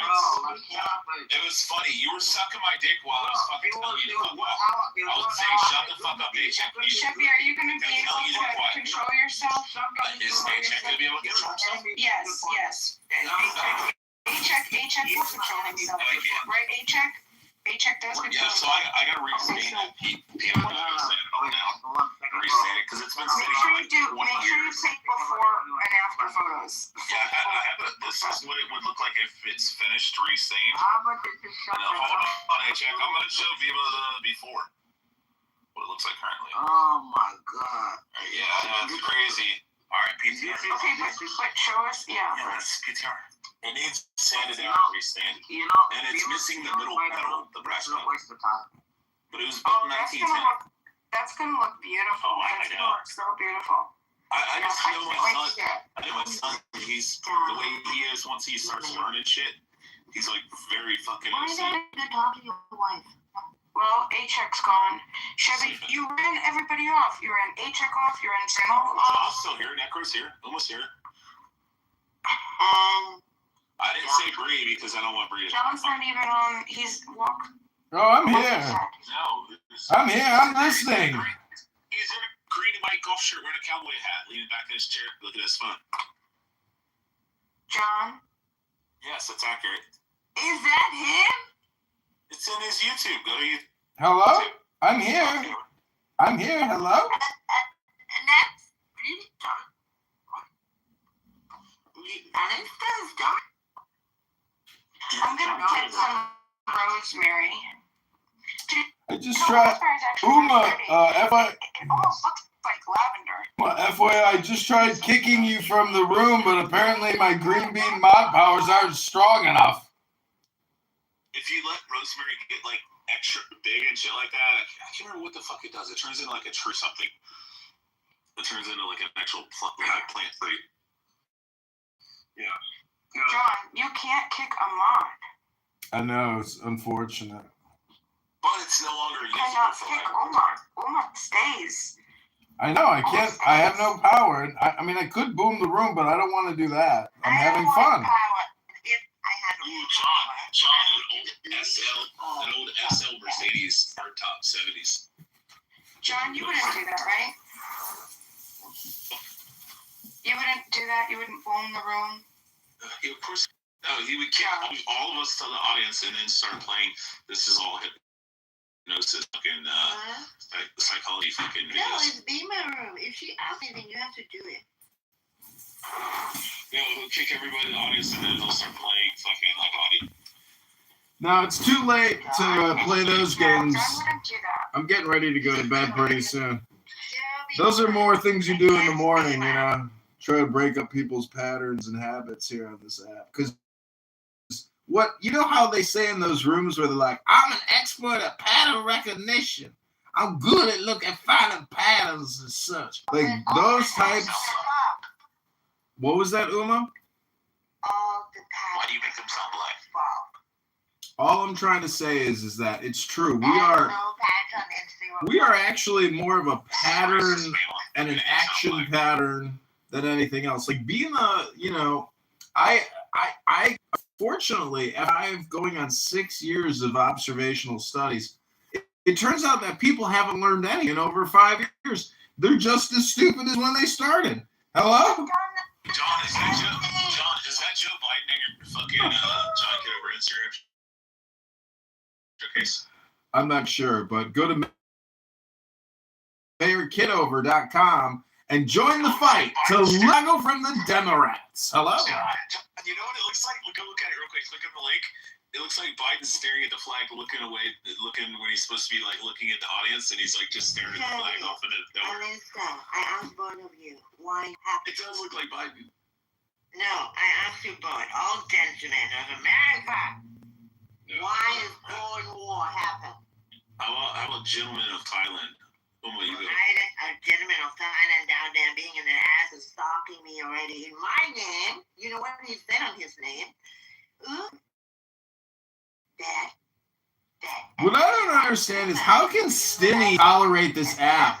Like part of this app is to be annoying and to talk, but how could you spend so much time just listening to these horrible people on this app? That's what I don't understand. What kind of a sick person who likes to inflict harm on themselves actually live with people on this app? Because people on this app are horribly annoying. Highly annoying people. Like Uma here. Uma, if it was up to me, I would kick you off the stage. I'd kick you to the goo and never let you up. Hello?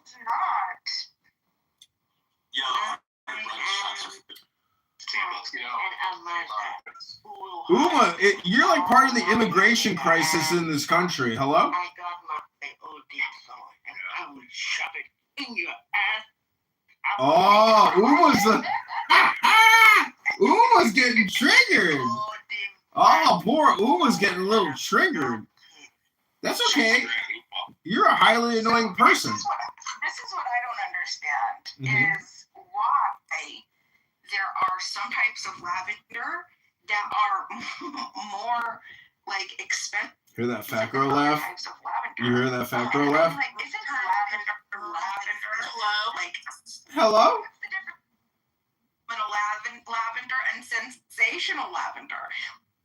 Like, this is really two different. It's all lavender, Look at Bima. both lavender. Yeah, but This is phenomenal lavender, and apparently this is $16.99. Yeah, BB, please. Please open a room. BB, take it. Where is BB? Just left. Sam's gonna go tell BB to open a room. Bima, I want to know though, will you be my, And you could go, Chevy, you could go. Bima, I got a question for you, Bima. Is that your No, I don't do it. Oh my gosh, that's your boyfriend? light-skinned? That's all it is. Oh my god. No. Bima, I got a question for you. Bima, I got a question for you. Can you hear me? Hello? The more spiritual that some men become, like non-secular spirituality, they also borderline, like, you know, bisexual. And that's too much. Ooh, you're dating a bisexual? For a man, for me, I actually got my nipples that's pierced. way too much threat for my mind. Oh I yeah. can only take threat from one gender. I pierced my nipples when I was in my 20s, and that took them out. That's pretty. I think I that kept getting hooked on the fucking. Anytime you get out of the fucking car, the seatbelt will fucking hook them. Oh my gosh. Motherfucker. Damn. nobody. That's crazy. Chevy, go ahead and hang out. Okay, Chevy, bye bye. You're gonna go hang out with BB, okay? I'll come right back. Come back, Chevy. All right, go ahead. I'll come right Bima, I got a question for you. I Bima. don't want to kick you, but you want to. Bima! Open up the room. So go and hang out with them. Father, open her. The room's going fine, Bima. I don't know why you're crashing. No, go because I want you to go and hang out with BB. You said No, BB, go BB's open the room. not open the room yet. BB, open the room. When BB opens the room, I will. Oh my god. How do you get I have no out? choice. 3, 2, 1, lift off! There's a lot of these kids are living a lot, and they don't get credit for that. Maybe because they can't name it, they can't say, "Oh, I'm living this element," but they're born. Okay, who boomed the room? That's the name of the room. Did you do that? That was me. Why would you do that? I trusted you. Oh, I just couldn't take it anymore. The room was pointless, and that girl, what's her, Uma, is beyond, R-worded out, and it's just a waste of time. I trusted you.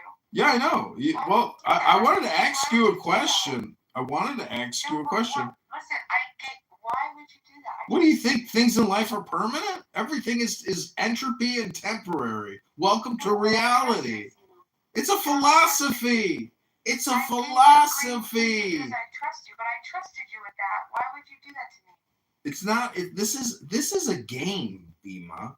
This is just a game. This is like playing a game. I hit the reset button, and look, we're still here doing the same thing. What's the difference?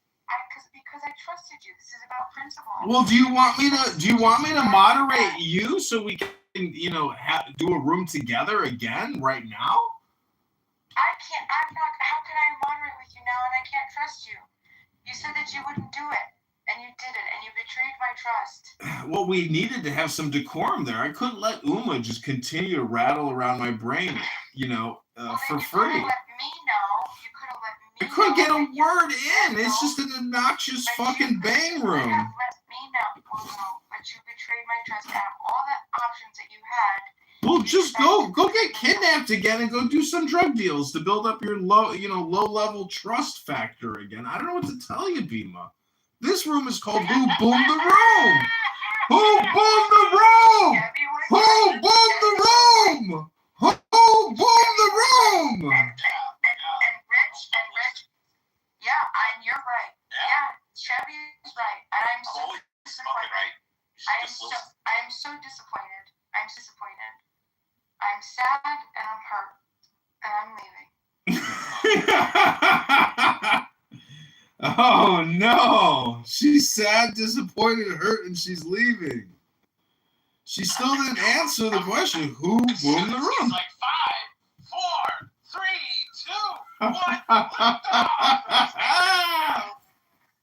You knew. Started counting.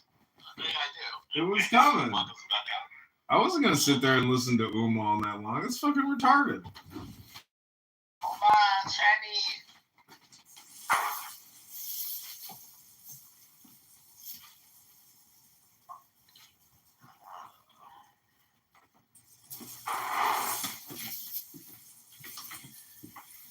Oh.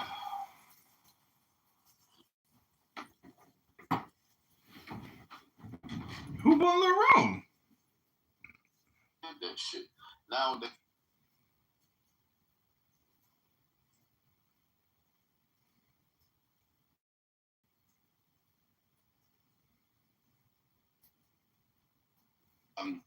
Lumi, can you go ahead and give the defense of your position? Yeah, no problem. We have it here because I actually don't want to waste my time with these subjective conversations. So we're gonna do. They're insufferable. We're gonna do a quick L. So, calling it rape. Pasted onto the 7th century wartime legal system. Islam didn't invent slavery or war captives. It restricted, regulated, and humanized a universal practice and explicitly forbade harming captive women. Learn the law before moralizing the past. Slightly expanded, wartime Sabaya, universal reality in all pre-modern civilizations. Islam did not introduce it. It regulated it. Rights, protections, no coercion outside of lawful framework. Push towards manumission, which is a big deal. Usually people in America don't know what manumission means. Core text critics ignore. Quran 24:33, do not compel your slave girls to prostitution. That alone destroys the idea of open coercion culture. Context, every major civilization at the time, Byzantines, Romans, Persians, Europeans, Africans, all had slavery. War captives, sexual rights over captives. Islam restricted it legally, freeing slaves constantly. Closed most avenues into slavery except war. what's he doing? Real framing. This isn't Islam versus modern morality. It's 7th century regulated system versus everyone else's unregulated brutality. Cold close. What do you mean what he's doing? You haven't heard of ChatGPT psychosis? This is ChatGPT psychosis! I'm comparing. It's called research. That's what it is. You're not comparing Islam to its historical peers. You're comparing it to 2024. That's not analysis. That's moral cosplay. I want Deepak to respond. I just want to inform everybody the definition of manumission. It's when you put it to. I mean, I don't know what I'm supposed to respond to. There's some gibberish here from somewhere that had nothing to do with Gibberish. I was pretty sure that was high level English. I mean, high level, well, barely any kind of sentence structure there, but like, sure. That's literally an AI. Are you saying you can articulate better than an AI? Like, how you got it? Like, which AI was it? Can you actually link to it? Because, like, ChatGPT Pro, $200 a month, that gives me everything. I need your money back then. I don't need my money back. You make your argument. Let's just stop talking shit. And stop talking shit, you Punjabi loser. Let's freaking get to the point of it. You got a point? You got some deduction? You got some deduction. Lumi, can you put a link to the AI thing to where we can all hop in the room? I want you to show Deepak how this real world emerged and thing. You tried to take him. No, listen, Deepak. You give me an atheist and let me pack on. The structure thing is only like, you know, a fascinating comment. Okay, go ahead. I mean, no, but I'm an atheist Punjabi loser, but it's not an atheist. This has nothing to do with anything, right? Like the whole sort of field rape, wartime rape thing was a comment about how like Illumi, what was he before? Cynic Mikhail, right? Was like. You're talking about the past, your memory, I highly doubt is well. Are we talking about a specific topic and you want to present the truth about it? Yeah, the topic is you, and the truth about you is that in the past. You're saying you're saying I had a different perspective from the Orthodox Islamic framework in the past? No idea what perspective you have. If you have no idea, why do you want to continue to articulate something in the past? Because I want to make fun of you, that's the whole purpose. Okay, so you want to make fun of me, so this isn't in good faith. So if I fucking pull my dick out and put it in your mouth right now, that's valid, because this is like Texas PvP. You decided to go into PvP with me. I mean, I really like that. I'm going to use that. I'm going to use that from now on. PvP. I just want to make sure Just manifesting. Look at this guy manifesting because he's literally telling me I want to talk shit to you, and I'm supposed to let this Deepak, why shit stain? Deepak, hold on. Deepak, why didn't you want to go good faith conversation with him? You know Austin would shoot you, right? Because he'd probably think you're Mexican. Yeah, I wonder why I wouldn't want to have a good faith conversation with someone who calls me a Punjabi loser. I'm sure there was a reason. What? Get over it, bro. You wish you were Punjabi. Come on, let's be honest. You wish you were Punjabi. We all know you ain't no Punjabi. Did you call him that? I say Punjabi loser. Dude, a Punjabi for an Indian is a compliment. That's what that was. Okay. Well, look. I mean, which group is better than the Punjabis? They're the white people of India. I'm sure that it's something horrible, right? I mean, like, well, there was the funny thing about you. The funny thing about you is that, like, you know, you are pro-Palestine, like, in the conflict, which we like. What are we doing? What are we doing, man? Come on, man. Also the case that, like, I mean, I'm humoring about Palestine now. Be careful, bro. You're on the red line now. I mean, look, it'll just look at some point. Don't violate the perimeter of the Ummah, Deepak. You just want to move me. You're just a non-believer, Deepak. He's already threatening to move me down, bro. We haven't even started. I'll do it myself, Deepak. I'll do it myself. No, let me just don't. Okay, well, whatever. Go ahead. Right. Well, there are two things about him. One was that, like, you know, this was what, like, amused Timothy greatly was when it turned out that despite being super pro-Palestine, whatever, which is good, it turns out he was actually like, a member of the U.S. military for a while, and he was, like, doing, like, air support. He was in some sort of support role in the Air Force, right? Or, like, bombing missions. Sucks. Pretty much. So that was one thing that was funny about it. And the other thing is that, we were discussing, like, wartime. No, I mean, the thing I was referring to earlier was, like, how, like, you know, his family. Didn't he say he had family in it, though, too? And Timothy called him out for that because he called him, like, saying, wait, if you had family, why were you bombing your own family or something? Wait, so you guys, Mikhail is an infantada survivor. I've been trying to get out is, like, this is how it all started, right? When we were discussing just, like, war, like, I don't know, the ethics of wartime stuff, right? Like, turns out, and he was making this case that, like, you know, that rape during wartime is justified by, you know, by your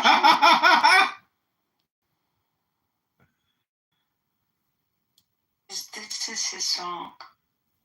Oma, my wonderful. I love the new title. Thank you. You honor me. Is it a projection? Oh, that's you again. He boomed the room, Uma. We trusted him and he boomed the room. Are you making him one? Definition of manuscript. Can you stand it? Can you stand he boomed the room? So disappointing. So this is a song. This is a quick song. I hope you could make out the lyrics. Okay, here we go.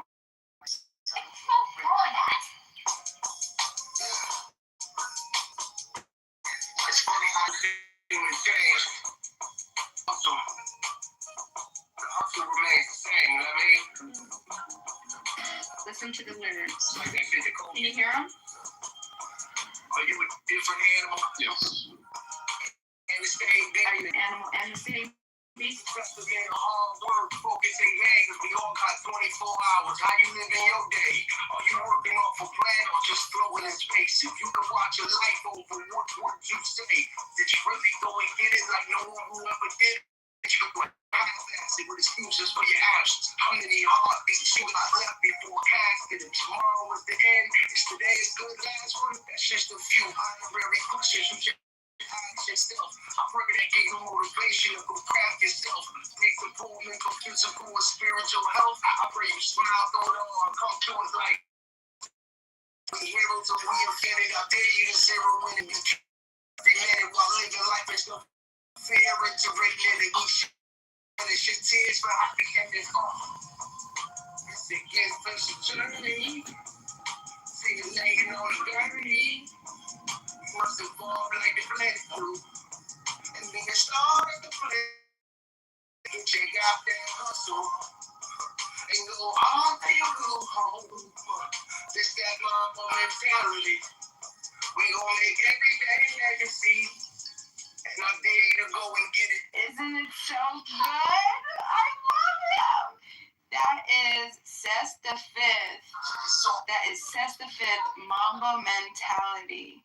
He is incredible, and I'm just so proud of him. I just love it. Yeah.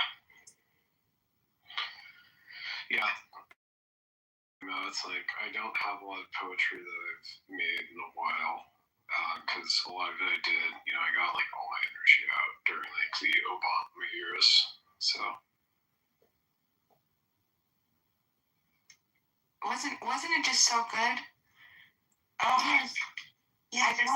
Why do you like it so much though? Because it really captures the, what is it called? I don't want to use the same word. Oh my goodness. One of my favorites is Mr. Edward. Hello, Mr. Edward. And Raya. Well, hi, Raya. Hi, everybody else. Mr. Edwards, what an incredible, encouraging, uplifting, positive man. The best that I've ever found on Clubhouse. If I could choose one person to listen to every single day, it would be him. Nobody else. Nobody else. Mr. Edwards right down there. Yeah, Mr. Edwards. Down here, Edward Lynn. Mr. Edward. Love to come up, Mr. Edward. Oh, I'd listen to him every day. He's so encouraging. What does he talk about? He gives out very just encouraging, positive, uplifting reverberations of go get it. You craft your own legacy. You could do whatever your Excellent. mind I was is. discriminated It's by so a black female wonderful, at the wonderful IRS. to be It's level refreshed, 4 get at in these lunch and cycles of repeatedly depression, sexually and then we harassed and think that we're retaliated against my helpless and we manager don't for have, options. And it's just so good to be reminded of our incredible power. And so, yeah, hi, Mr. Edward.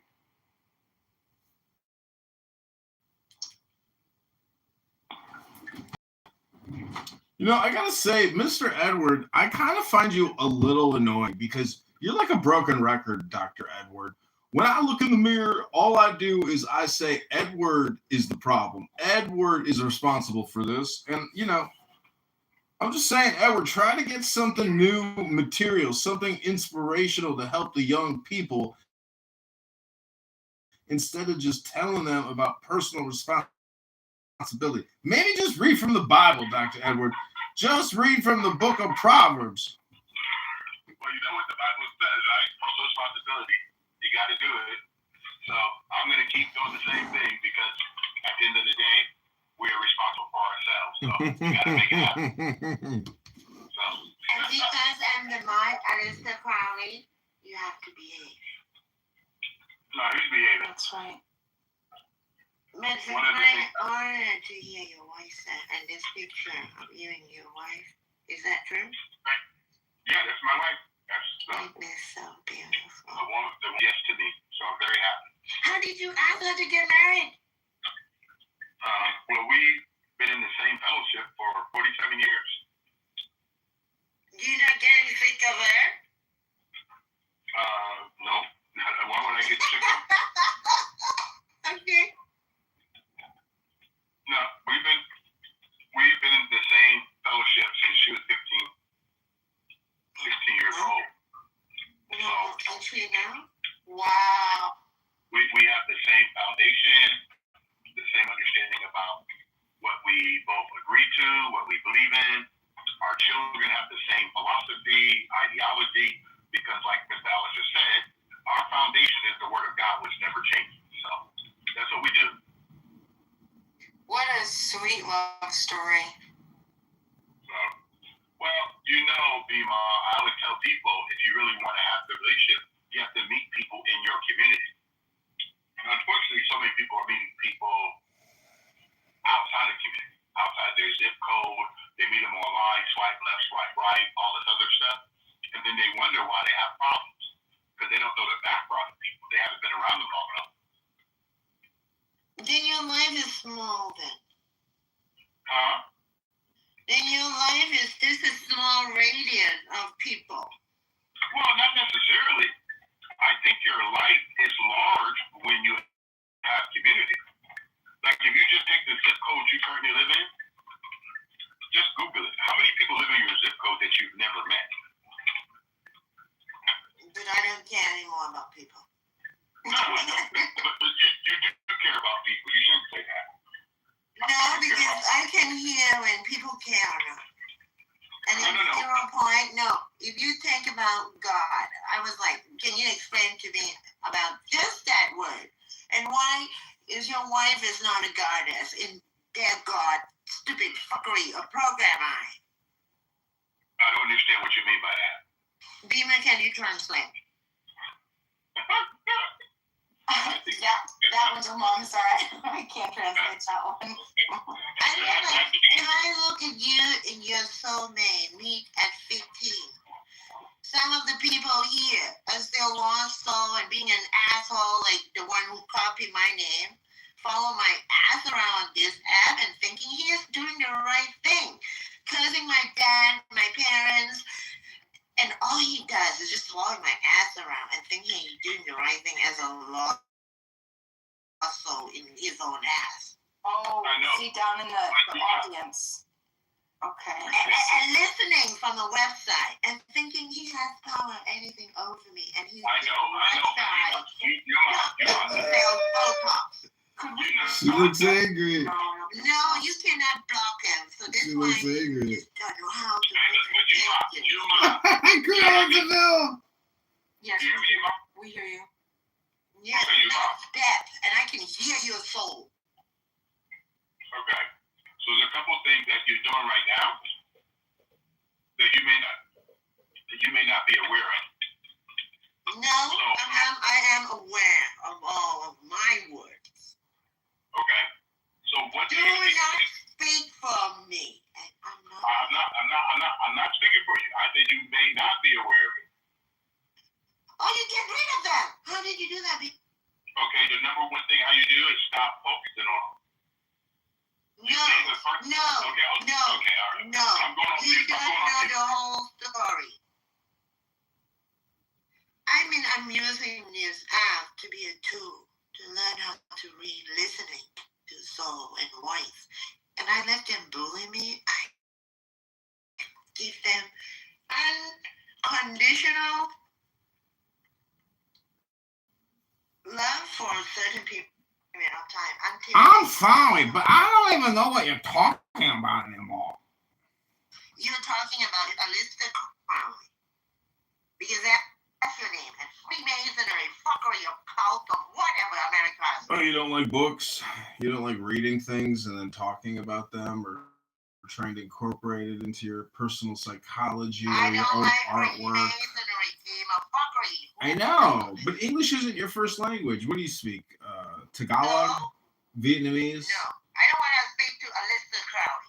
Okay. Uh-oh, go to hell. Ladies and gentlemen, is that personal responsibility? Edward, if somebody was personally responsible, would they ad hominem project like that? Hello? I'm surprised she hasn't kicked you, Mr. John Kitover. You boomed our room and we trusted you, and we're not happy with it. Yes, we are not happy with it. Well, you guys are in the same room doing the same thing. It's just nothing new under the sun. No one can boom a room. That's just an expression. That doesn't. No, you know what you did, and this is. I would say. This is retaliation. Disorder. Oh, NPD. Now I got NPD. It's just one of my problems is narcissistic personality disorder. You were entrusted with green beans in the room, and you did it anyway. Yeah, well, unfortunately, Uma is a highly annoying person. It has nothing to do. I couldn't take that. I wasn't gonna leave. No. My trust. Do you understand that? It has nothing. I never believed that I had your trust. You're putting out false beliefs. Oh, good, Dennis is here. Hey, Dennis. Dennis is one of my top students as a coach. Dennis has been a huge success story. Dennis, maybe you could share with everybody about your bull riding journey in Spain how you flew above the balls. Mr. Edward, I think I would advise you to close your ears. It's bad now. It's bad. The room has turned. It's turned downward, and it's only down from here, Mr. Edward. I would not want to expose my incredible, influential. I do not want to expose my Mr. Edward to this. Go ahead, Edward. Talk down to us. So one of the things I've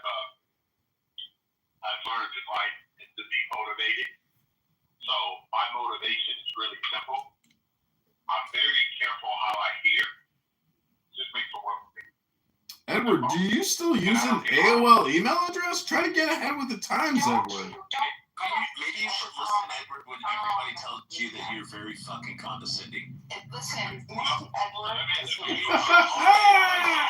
Be like, everybody says I'm condescending and I talk to other people. Please allow Mr. Edward to respond. No, it's okay. Because he's black. Okay, so do you think that's Holy appropriate shit. because you say I'm condescending, right? Do you think that because you say that I'm condescending, that means I'm condescending? No, everyone on this app said condescending, except for one shark. No, I do not say. I don't think, Edward, I don't think you're condescending, so he's making an all or nothing statement here, Edward. Liar. You gave me a laughing emoji when I said it. Well, you're teasing him, but it's not totally accurate. No. How you doing today, bro? Make John great again. What's up, bro? You know, one of my favorite Tony Soprano... Pro, you know what my favorite Tony Soprano quote is? What are they doing, Oklahoma? They're adding me. Like, they just come in and they add me. What do you mean? Those are my burner accounts. Everybody on stage with my burner. I'm not sure. She's referring to me. Edward, can we try to keep this topical and stick to the room title here? Mr. Edward, I've given you authority. Oh, no, I just want to talk to Pro today. Find out what was the most motivating thing I have to say today. What's going on, Pro? Hearing you speak was the most motivational thing he's done all day. What's up, buddy? How you doing, boss? That's my life, Pro. What's good with you? Nothing. I just got home here. All my mother's apartment, watching some UFC. Yeah. Nice. Well, I'm heading to the airport. Get ready to go to Fort Worth. I'm flying into Dallas. We have a cemetery funeral convention for the next 3 days. Something positive, or I'm hoping. Yeah. Well, it's convention. You know, convention seeks to come to see all the new stuff that they have, all the new software, and how to grow our businesses. So it's going to be very positive. Edward, do you think... What's the name of the convention? Edward... ICCFA, the International Cemetery Cremation and Funeral Association Convention in Fort Worth, Texas. Edward, don't you think there should be federal funding to preserve our national treasures of, burial sites, and then maybe even money to support families so they can, get a proper burial? Don't you think the government should help pay for some of that? Hello? No, I do not think the government should be involved in responsible for their citizens. I think citizens. Remember what JFK said? Do not ask what your country can do for you. You should ask what you can do for your country. I get it, but wow.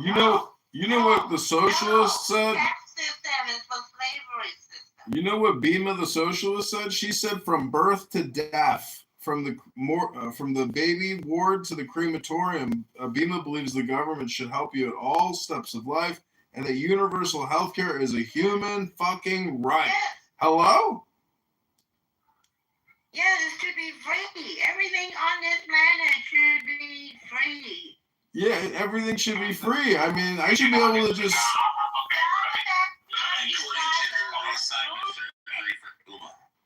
so let me ask you a question.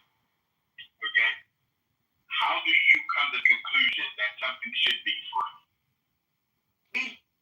Because we just say it. We don't think about it, Edward. We just fucking say it. That's what a good communist socialist does.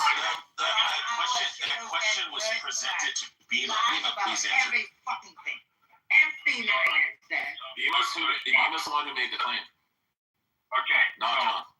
I'm just going to ask the question. Bima, why do you believe that things should be free?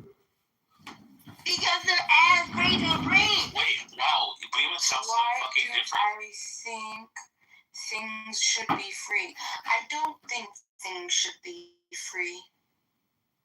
Okay. So what do you think should happen? I think that each individual and human being in the world is their own sovereign, wonderful creation. And I want to make sure that they have their full freedom scope as much as possible. Excuse me. You're interrupting my flow. And I kick him out if you do that again. Shut the fuck up, Uma. And so, you're gonna go. And so I believe that he left. Great, thank you. So good.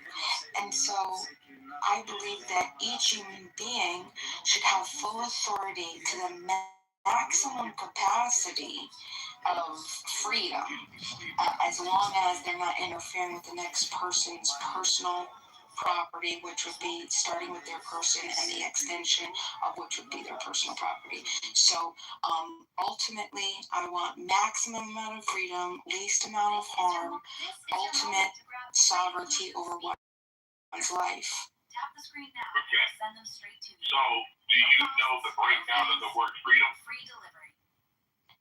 Well, the way that I understand it is how I would explain it is the ability to move and make choices without negative consequences. Okay. So if you look at the word freedom, it's made up of two words, free and dome. Free means dominant. Okay? Free dominant, meaning I should be free to dominate over Edward. That I should be control. No. Okay, Yuma, please, 1 second. Just no.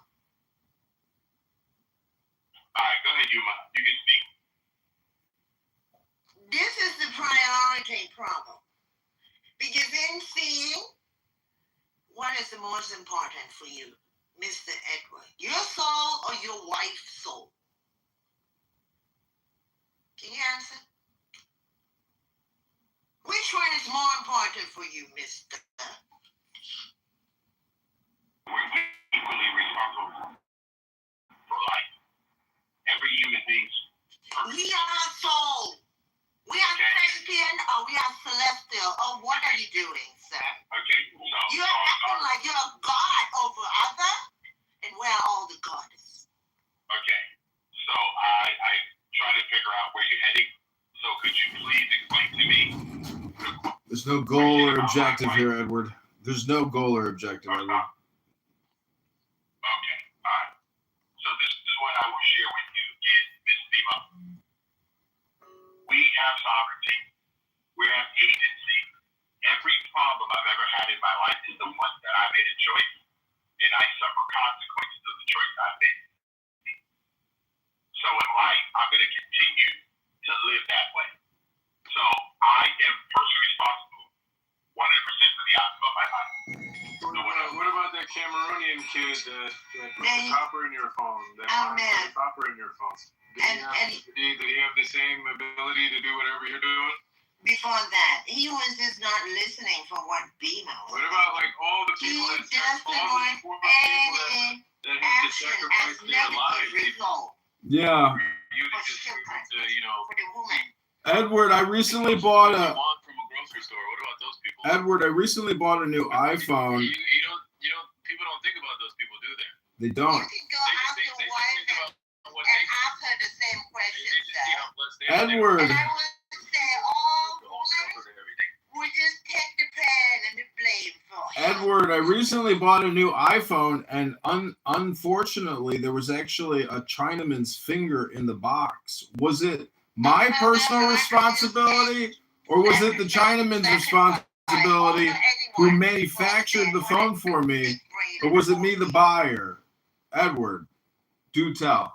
How do we, what's the silver lining in personal responsibility? Should we tell those In kids, like, hey, if you just pull yourself up by the bootstrap, you'll just Exactly. You can really do it too. Everybody can do it. That's what I wrote back to Apple. I said, unfortunately, I found a Chinese finger in my Apple iPhone 19 box, but I'm writing back a letter to say, accidents happen, and this young man can pull himself up by the bootstrap.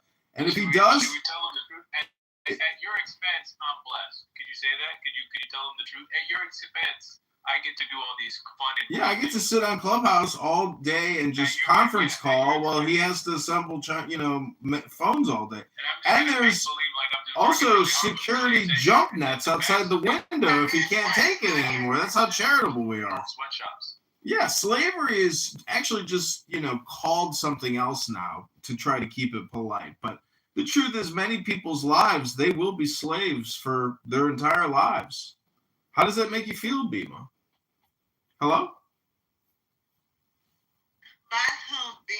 I'm still reeling from the violation of personal trust that I afforded you and you broke. This isn't a consensual contractual agreement. That was a non-consensual implicit contractual agreement. And unfortunately, you arranged it. You set it up. You solemn tested yourself. I trusted you and you said I asked you and you said no, you would. You said you would. So just for that alone, I'm gonna punish you. Ooh, you're gonna spank me, Uma? Ooh. Yes.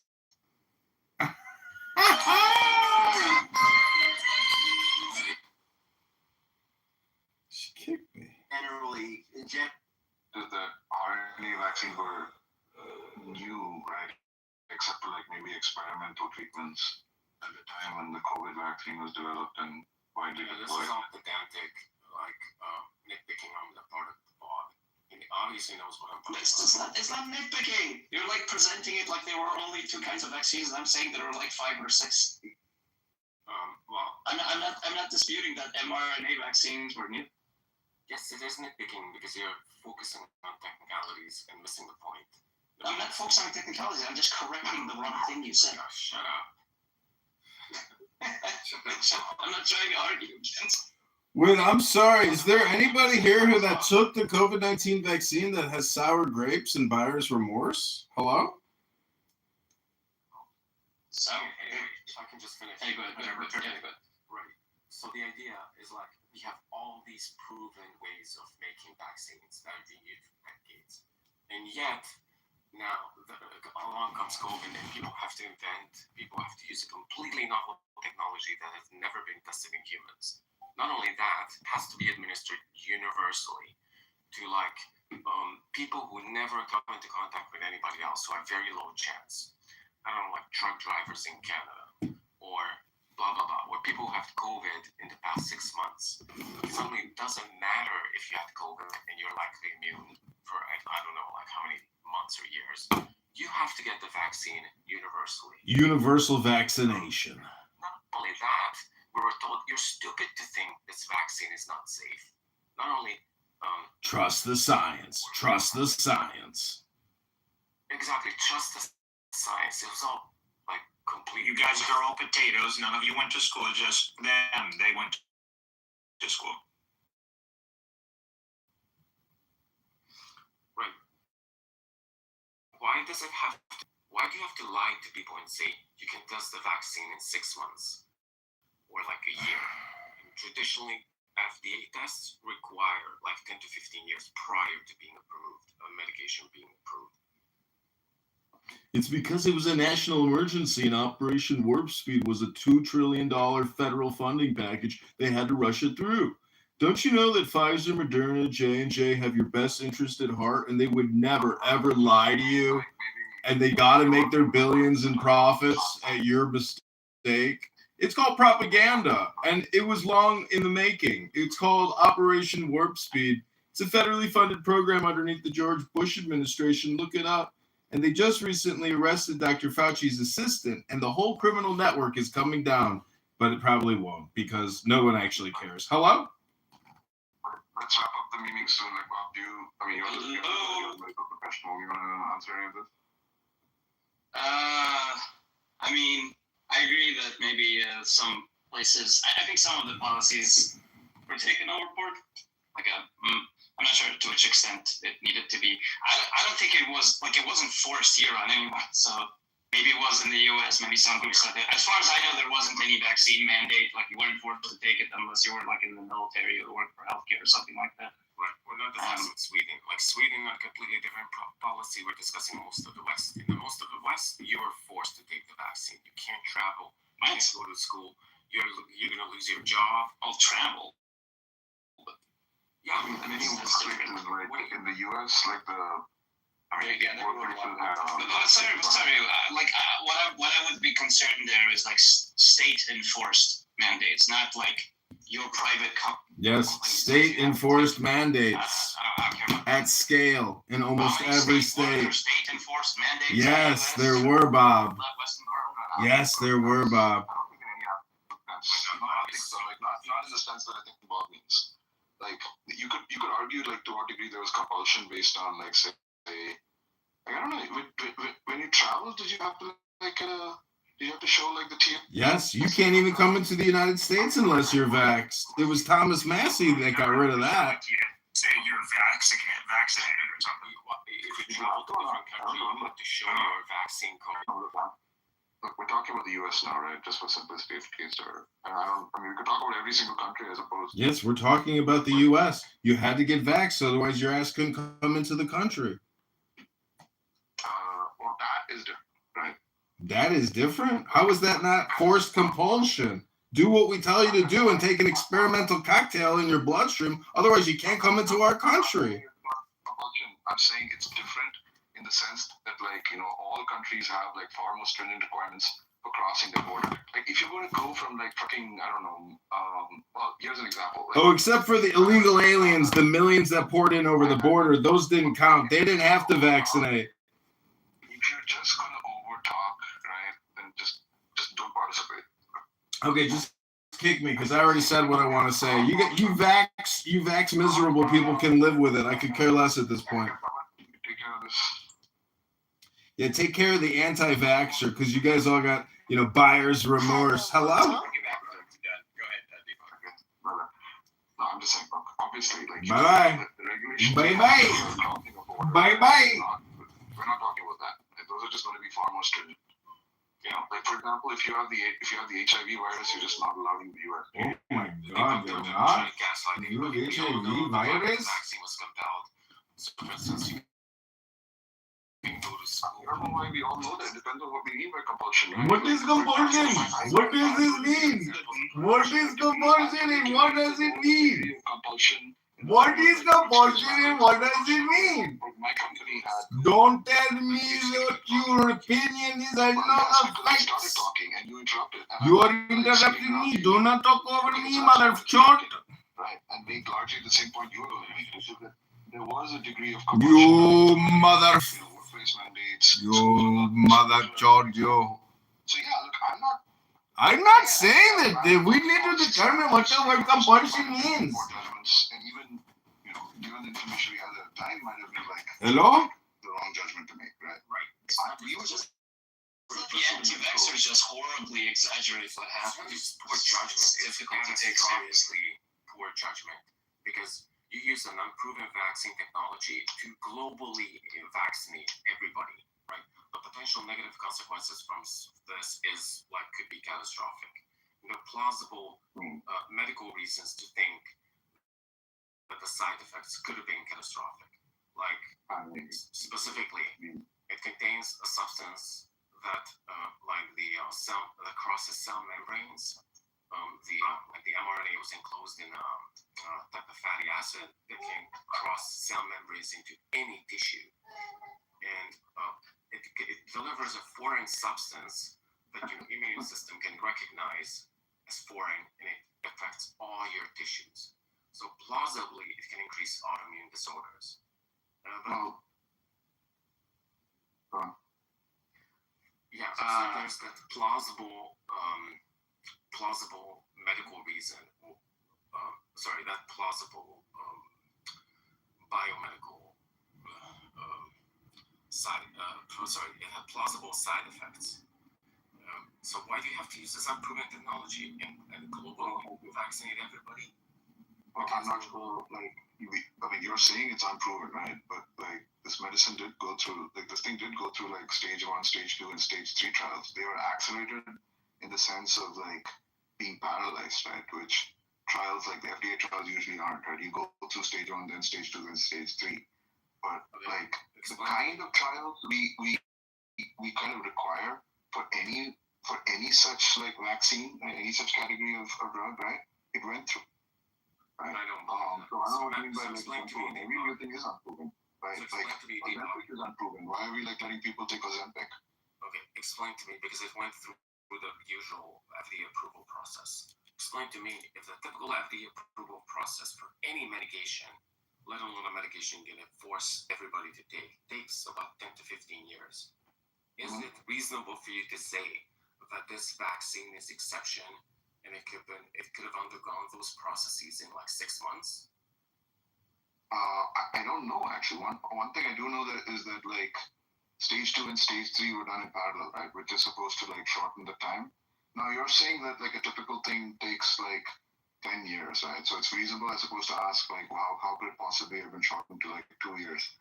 I mean, I'd have to look up what an answer to that is. But I imagine it takes 10 years, Deepak. Because you're looking for, like, longitudinal studies of, like, the long-term effect. Yeah, right. Stage 1 and stage 2 are not the problem. Stage 1 is just like looking at cells in a petri dish, or giving it to, like, animals. And then stage 2 is like giving it to a couple of people. But then stage 3 and 4 is you give it to like 10,000 people and you observe for long-term side effects. How could you possibly determine if this thing has long-term side effects, specifically autoimmune side effects, just from, like, looking at studying it for 6 months? Off the top of my head, I don't know what the answer to that is, right? Like, Bob, do you know? Well, obviously you couldn't. No. No, I haven't checked deep into that sort of thing. Yeah, I mean, this is the kind of question that I assume there were screenings, but they probably weren't as rigorous as one would want. They did have, just so you guys know, they did have multiple states that were vax or fire. More stricter states, they would have a vax or fire. It wasn't even an alternative. You couldn't do testing. You had to do a vaccine. If you did not do it, you would be fired. I'm not talking about just private, corporations. That's fine. I'm companies. That's not a problem. Obviously, I can. State mandated that you couldn't work anywhere unless, like, you were. No. Sorry. You couldn't work at a state-funded job. Yeah. Yeah, and the level of and a lot of states allowed for testing. Yeah, a lot of states allowed for testing as an alternative, but there were some like New York, vax or fire, Washington, Oregon. There were several states that were very strict, and they would basically say if you didn't get the vaccine, you would be fired. That was it. And so it was immediate vaccination or immediately subject to being fired. Yeah, exactly. And I think the most astounding thing about this is that the level of mind control was just I've never seen anything like that from the beginning to end. So I was working in I'm not going to tell you where, but I came in a mask, and they told me to take the mask. This was at the beginning of the COVID epidemic, like maybe like 2 weeks in or a month in. And I came to my workplace in a mask, and our facility had a policy that you couldn't wear a mask because Fauci declared that masks are not effective. And if, in fact, he wrote an article. What do you have to do with Hungary? Why is it? Look, are you just, like, living in, like, this bubble of U.S. right-wing media that, like,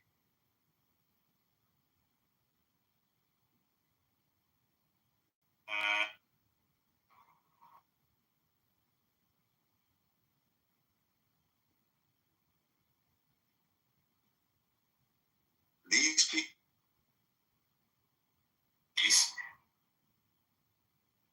masks are going to decrease transmission.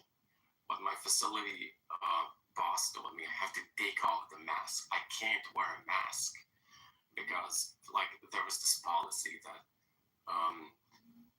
just like a random policy that you can't wear a mask because I think Fauci wrote an article in New York Times. I don't know where he wrote it. That masks are not effective. That it's like magic. It's like akin to magical thinking. Blah blah blah. Suddenly, that distancing needs to be maintained. Distancing is the priority, not the map. Yeah. Anyway, suddenly a month later, everybody has to wear a mask. Doesn't matter where you go. Blah blah blah. And you have to be stupid for thinking that you don't wear a mask. You have to be crazy for not wearing a mask. Then suddenly, you have to, it obviously came from a lab, and then they told you, no, you're just stupid, you're crazy. You think it came from a lab? You're obviously crazy conspiracy theorist. And it turns out that the U.S. government, at least like I think the CIA, thought all along that it actually came from a lab. And then suddenly with the vaccines, oh, well, you have to be crazy for thinking it's not a safe vaccine. Like blah, blah, blah. It just goes on and on and on and on. So, like it's pure gaslighting. It's like impossible to have these conversations when like Amendment wants to do this, it's polemics. Like, these are just like widely exaggerated points. Yeah, I can't take it seriously. So what is exaggerated about it? I mean, like the mosques. Nobody. First of all, nobody was vindicated about lab leak thing. Maybe some part of the CIA thought it was a lab leak, but the vast majority of the scientific consensus didn't lean that way, and still some. So I don't know what that's about. All the exaggerations about like, everyone has to wear a mask from 1 month to another. When was that? Like you're saying from 1 month nobody should wear a mask, and the next who said that? Which government official or said that? Oh, you're a fucking idiot if you don't wear a mask in a matter of like a month. Who said that? Oh my god. The problem, a lot of the problems with COVID, and I encountered, and nice and soft. A lot of the time, now you're just filibustering. Everybody. You just hate to do when someone does it to you. You're not a serious person. Okay. A lot of the time, what's wrong with the conversation? A lot of time, what's wrong with the conversation about COVID? Thank you.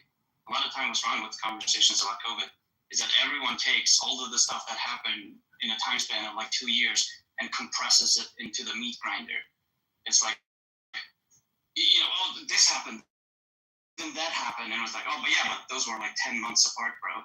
And there were good reasons for saying one thing at one point and another thing at another point. But people just go, they said this and then they said that.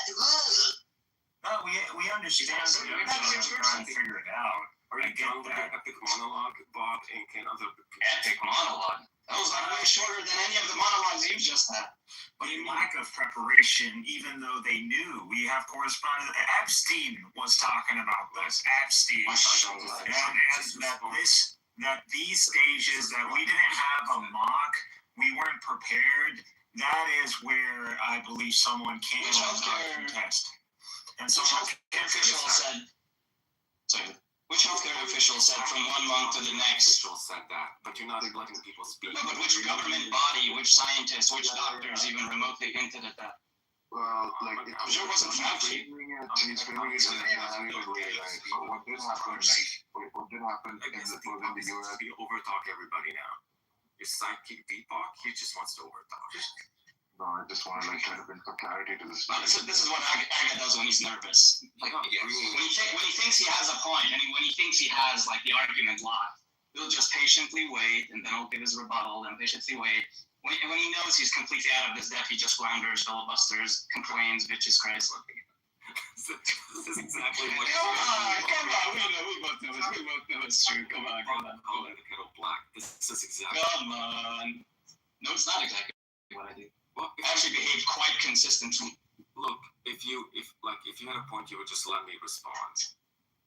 No, I wouldn't. Okay, so you're not gonna let me. I have points, but I frequently call you out for your like dumb rhetorical shenanigans. So you're not gonna let me respond. No, of course I am. Well, you were in a dispute with Deepak just now. I'm just saying. Okay. Well, look, on the mask thing specifically, like there is a version of this that's like greatly exaggerated, but it is true that in the U.S., like in the month like immediately after like the disease spread, right, there was this general guidance from the FDA that like masks are ineffective, unless like maybe there's an N95 or something. Right. A month later, yeah, I mean, I think like the science just improved, right? Our understanding of the transmission improved, and they were like, yeah, you should be wearing masks. And it did turn out, and what we found out later is that like, there was a great deal of uncertainty, right? It's not like the FDA knew that masks worked, right? They just had like they did kind of over-report their confidence, right, in their belief that like masks would be because there were studies that showed that masks could have They wanted to highlight that they were ahead of this and they knew what they were talking about, and that's what they wanted to highlight. Look, I agree. The government gaslit you. Yeah, it's completely false. It's not that there was data that masks are not effective, and then suddenly the data came in that masks are effective. You can know from the beginning, from the first SARS epidemic. In fact, this is what I did. Like when COVID started, I looked up like data on masks and SARS transmission from this first SARS epidemic. And there's data that it reduced transmission by, I don't know, like 80% or something like that. And in fact, this is the data I took to my facility administrator when they told me not to wear any masks because they're not effective. So this is the way I know this stuff. But the data didn't change. What happened is that they were trying to conserve masks for healthcare professionals. And that's why they lied to people that, hey, masks are stupid. They're like it's akin to magical thinking that a mask is going to decrease transmission. And then suddenly when more masks were available, like I don't know, a month or 2 months later, suddenly, oh yeah, the science just changed. It's a complete lie. We should have all been listening to Agamemnon, you guys. Well, you should have been using your common sense and your God-given rational faculties instead of being led by Fauci.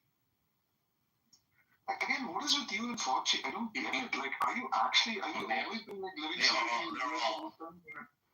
Yeah, they're all very mad about Fauci. Either the fact that this poor man trying to do the best he could. Fauci, you just want to latch on to this general right-wing, like, huh? No, I don't get what Agamemnon has against Fauci, who lives like a continent away from him, right? Like, it's the same right-wing spiel. Like, it's not very deep. Tribalistic polemics, just like, what was the talking point that was supposed to say? Here's no. And honestly, it is an easily defeated talking point when you look at the whole international Just do a poll and community. ask If you the think the United vaccine States or the United States government is conspiring against the science, then what about Turkey? What about all the Muslim world? What about India? What about China? What about all these guys? Are these guys all sitting in the White House and conspiring around the same satanic globe as what you believe, Fauci or Trump or anything? No, I don't. No, they were doing exactly the same. I completely agree. Mass vaccine are extremely defensive, angry, and super uninformed, brainwashed. Was like propagandist fools. Which involved lying to people, not giving them complete information. I'm sorry, I trust Erdogan. I have Erdogan is saying there need to be, and we got their scientists over there, and they're like coming up to the same conclusions. That's fine. And Pfizer was a Turkic guy too. Like the guy was a. So if there's Muslims, I understand. I do believe everything to be skeptic of everything. I agree. I'm skeptic of governments. I think that's just an American thing.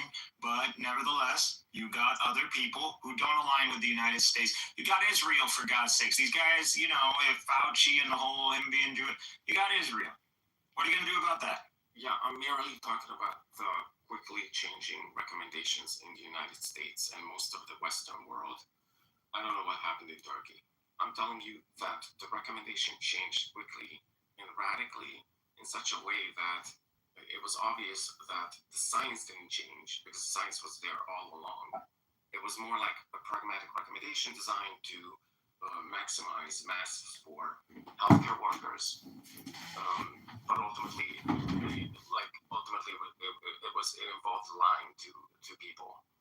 That's not how I remember it. I remember it being far more complicated than that. But there was an element of deception. Maybe that's too strong a word, but yeah, there was certainly, like, at best it was like a sort of paternalistic response. There were some bad messaging for sure. Could have done better. Deception about abortion too. And that's a different matter, though. Like, there might have been more coercion, like even Bob said, right? Like, in many cases, there might have been more coercion than, meets the eye. Again, we'd be, like, comfortable with. Right? No, but the problem with this type of coercion and deception is that it had public consequences. Definitely on the medicine itself, of the medical science itself, right? That's the point that I was starting with. Anyway, I don't know. I feel like we've been trying, at least I've been trying to, like, honestly, like, reevaluate, right? Like, like what we got right and what we got wrong. I'm not sure. Anyway, whatever. Like, I have to go see. I think you're doing overall maybe a good job, but you're underestimating the negative consequences, the pernicious negative consequences of deception and coercion. Specifically, when you lie to people, then first of all, their trust in the medical community obviously is going to go down. Second, these policies have such negative long-term health consequences that a lot of people with cancer or heart attacks simply didn't come to the hospital. They failed to get cancer screenings. And so it wasn't simply that people died during the COVID epidemic, rather the negative health consequences are long-term. People were neglected. Yeah, people were neglected and died. So, for instance, like, there were dying patients in the facility that I worked in, where, like, the staff didn't allow family to go in, and they just, like, inflated like plastic gloves for the dying patient to hold. Like, just horrible stuff.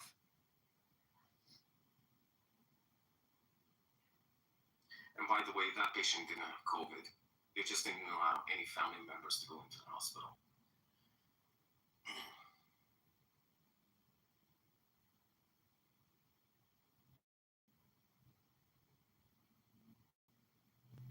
And did we learn from the lessons of COVID? Is there funding meant for these emergency epidemics? Nope. Were we prepared as hospitals in major metropolitan areas to prepare for the same numbers that we were receiving during COVID? Nope. Are nurses being backed up and medical professionals are being backed up, and their opinion is put front and center on how things should take about change? Is there a committee of nurses or doctors that we got together just to analyze and assess and provide recommendations, and we went by their recommendations? No, we didn't do this.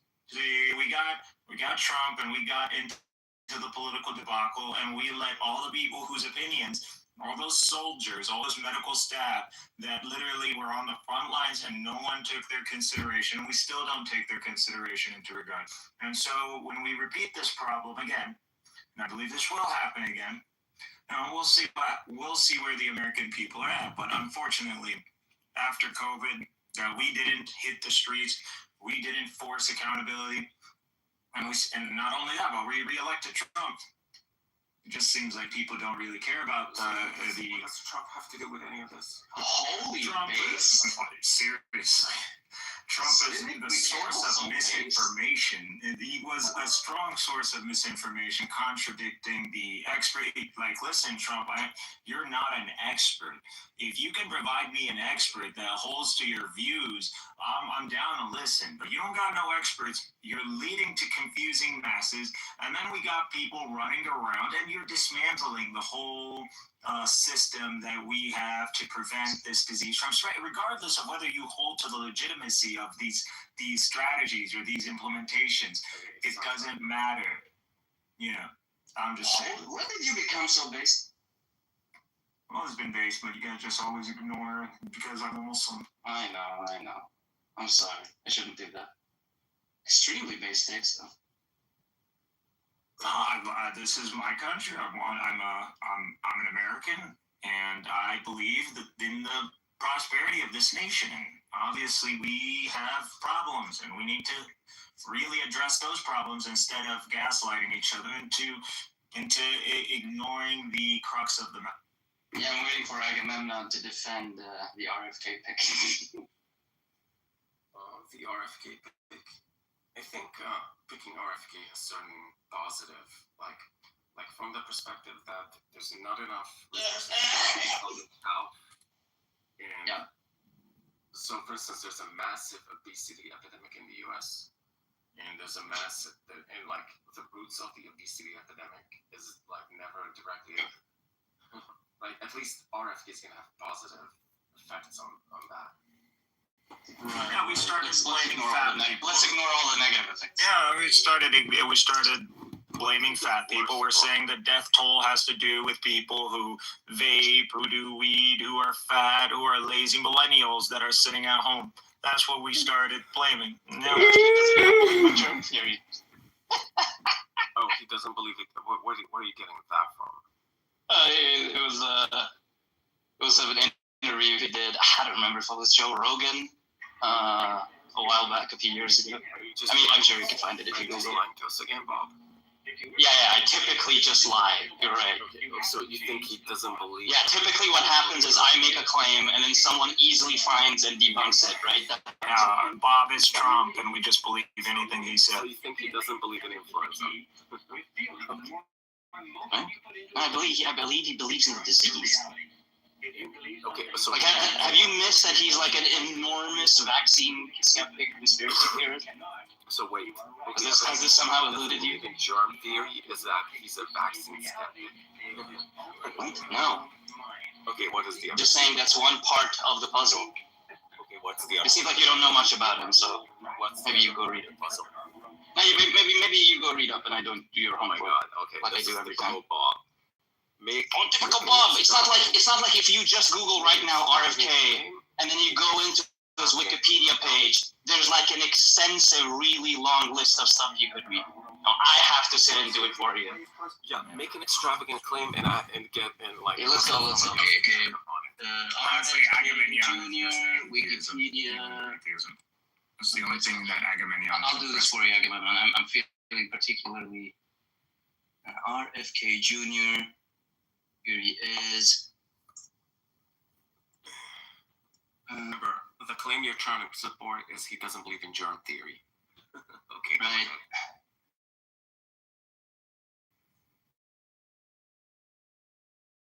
Tara Smith suggests that Kennedy's book even flirts outright with germ theory denial, quoting from a portion in which Kennedy contrasts germ theory of disease with terrain theory, and another one in which he writes that Louis Pasteur is said to have recanted germ theory on his deathbed. There's lots of unproven claims among which is a common trope among germ theory denialists. Wait. And then I do remember he was on Joe Rogan one time and spoke. He has this. He believes, or that's what he heavily implied in that interview, of some particular version of miasma theory. Okay. Oh, it even is in this article. Kennedy praises what he calls miasma theory, in which he says he emphasizes preventing disease by fortifying the immune system through blah, blah, blah. Historians say this is an inaccurate understanding of miasma theory, which has been done. What are you talking about? Just slow down, man.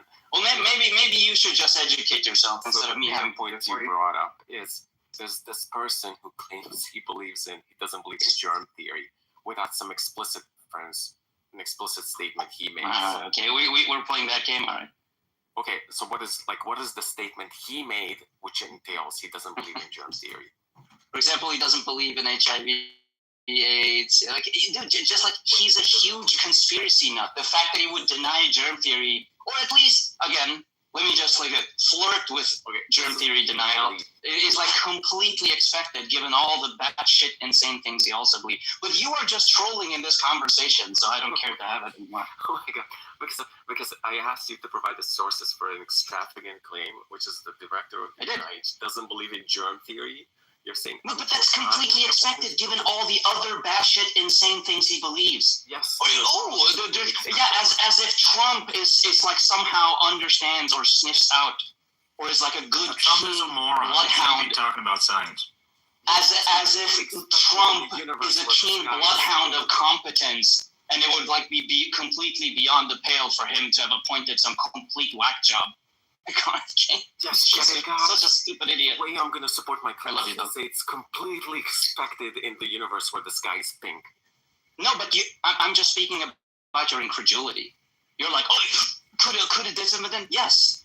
One reason to think that could have happened, that the secretary of the HHS could have been a germ theory denial. One piece of big evidence is that he believes in a lot of kooky shit. A second one is Trump is a horrible, horrible, horrible judge of character, and he doesn't care that the people he surrounds himself are competent in their fields. He just cares about the fact that they're realists. So those two in conjunction makes it, really, really plausible. Like, we're past the era of cabinet members being competent at their jobs. Like, the person he picked to be Secretary of Defense is some guy who holds the rank of Major in the National Guard and has since been a drunk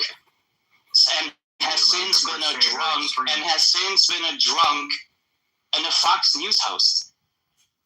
Yeah. Like, who expects Trump to appoint actually competent people? And an extremist who has a tattoo on his arm that literally says idolater. That's right.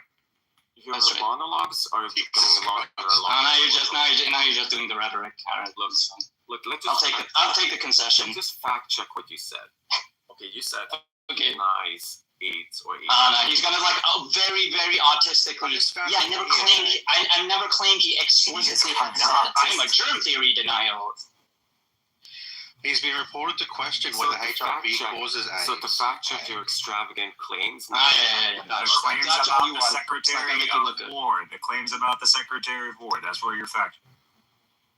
No, I think he's fact checking the first thing. Checking whether because he's gonna if I said that he's a germ theory denial, that means that unless he himself explicitly said I deny germ theory, then no such thing as implying. They don't imply all the time. Okay. Yeah, exactly. Never brought up. First of all, it's a huge leap to go from HIV denial to germ theory denial, because a lot of people deny that AIDS is caused by HIV, but they're not. Yeah, a lot of complete nutbags. A lot of absolute grifting quacks. But the point to bringing that up is just to establish plausibility that that's like sort of quack he is. But that's so once you have that, it becomes much easier to accept the fact that he rejects germ theory. Oh my God, you're such a toddler. Okay, so right? That's the evidence you brought up. Right, Aga? Okay, we agree, right? Fact check it. Right? So he doesn't deny that AIDS is caused by HIV. There it is. He said that AIDS isn't. Why are you defending Trump, man? Because he's a polemic. He just cares about the tribalism. That's all. Like he doesn't actually care about atheism or theism. He just wants to fight. Throw another temper tantrum, Bob. Okay, thanks. It's not a temper tantrum. What do you mean? I'm just calling you up. Yeah, you're ranting. I'm not allowed to fact check your claims. You're ranting monologues. You are allowed to fact check my claims. Okay, so let's fact check it then. Let's fact check. Let's you and me fact check right here. I'll have my fact check goggles on. Okay, that sounds kind of creepy, but yeah, you said that the evidence he's a germ theory denialist is that he denies that HIV causes AIDS, which is a huge jump. Okay, I didn't say that. First evidence you brought up, which is obviously demonstrably false. He doesn't deny that AIDS is caused by HIV. He said AIDS is partly caused by HIV virus. Rather, there are also other factors, like he says amyl nitrate, also called poppers, is another cause of AIDS. Okay, that's not as ludicrous as saying AIDS isn't caused by HIV, and it's completely. Okay, but I didn't say any of that in the beginning. Right, but you said he denies that AIDS. He said he denies AIDS is caused by a virus. That wasn't me who said it. I don't think. Well, no, I might have mentioned it at some point, but it was way after the other evidence. Like lying or like have memory loss. Yeah, but I'm just saying that's not what I started off with. Like that wasn't the first, second, or third piece of evidence. gave you. Give the strongest piece of evidence is a germ theory denialist. Well, for example, he's talked a lot about terrain theory, if you know what that is, which is like a germ theory denialist alternative. He talks a lot about that. He thinks that's more important than pathogens. Okay, what's the evidence? He's like skeptical about viruses being the cause of certain illnesses. Another huge piece of evidence that he's a germ theory denialist. It's just like a lot of rhetoric downplaying the roles of bacteria and other similar pathogens. He's never actually explicitly said, I don't believe in germ theory, but I don't think you have to go there. Also, he's a complete nut job in basically almost every field. So it's not, there's like you can create a very, very plausible story about him just believing in wacko shit stuff. And so germ theory, like this incredulity about him not like rejecting germ theory, just, I don't know where it comes from. We already have high priors about him believing this sort of nutty stuff.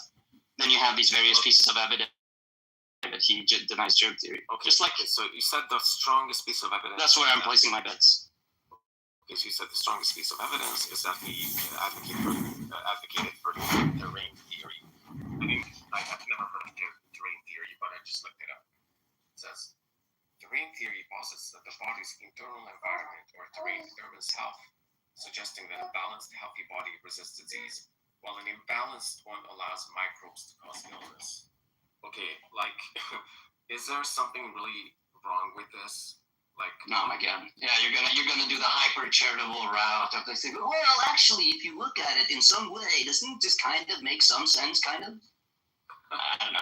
I'm not interested in this. Like terrain theory is a very well established trope of germ theory denialism. But this is not. We just want to make. Well, if we look at it from this angle and squint, does it kind of make sense though? I'm not interested in that. This is all like this office anyway. It's not like you think Trump is a moron. You think RFK is a quack. Like I don't know why we're having this conversation. It's not incompatible with germ theory. From what I read here, it's not incompatible. Okay. Like look, it just says if you have a balance, like talk to Cynic Mikhail. Like I like when you troll other people. Hey Bob, I gotta tell you, Bob, you are a horrible person to talk to. You don't even know how to have a conversation. You say nothing intelligent. You're highly brainwashed, completely programmed. You're just a fucking highly annoying person, an extremely annoying person. To the Swedish government. Bitch Bob! I hope he kicks me. There you have it, ladies and gentlemen. Extremely based. You had a brainwashed, you rap. I just found a book. Apparently, it's a book. Robert F. K. wrote. It's the book. In the book, Kennedy promotes HIV and AIDS denialism and misinformation about Fauci's role during the HIV epidemic and COVID-19 pandemic in the United States. The book's called The Real Anthony Fauci. It is him denying HIV/AIDS. Jesus Christ! Why does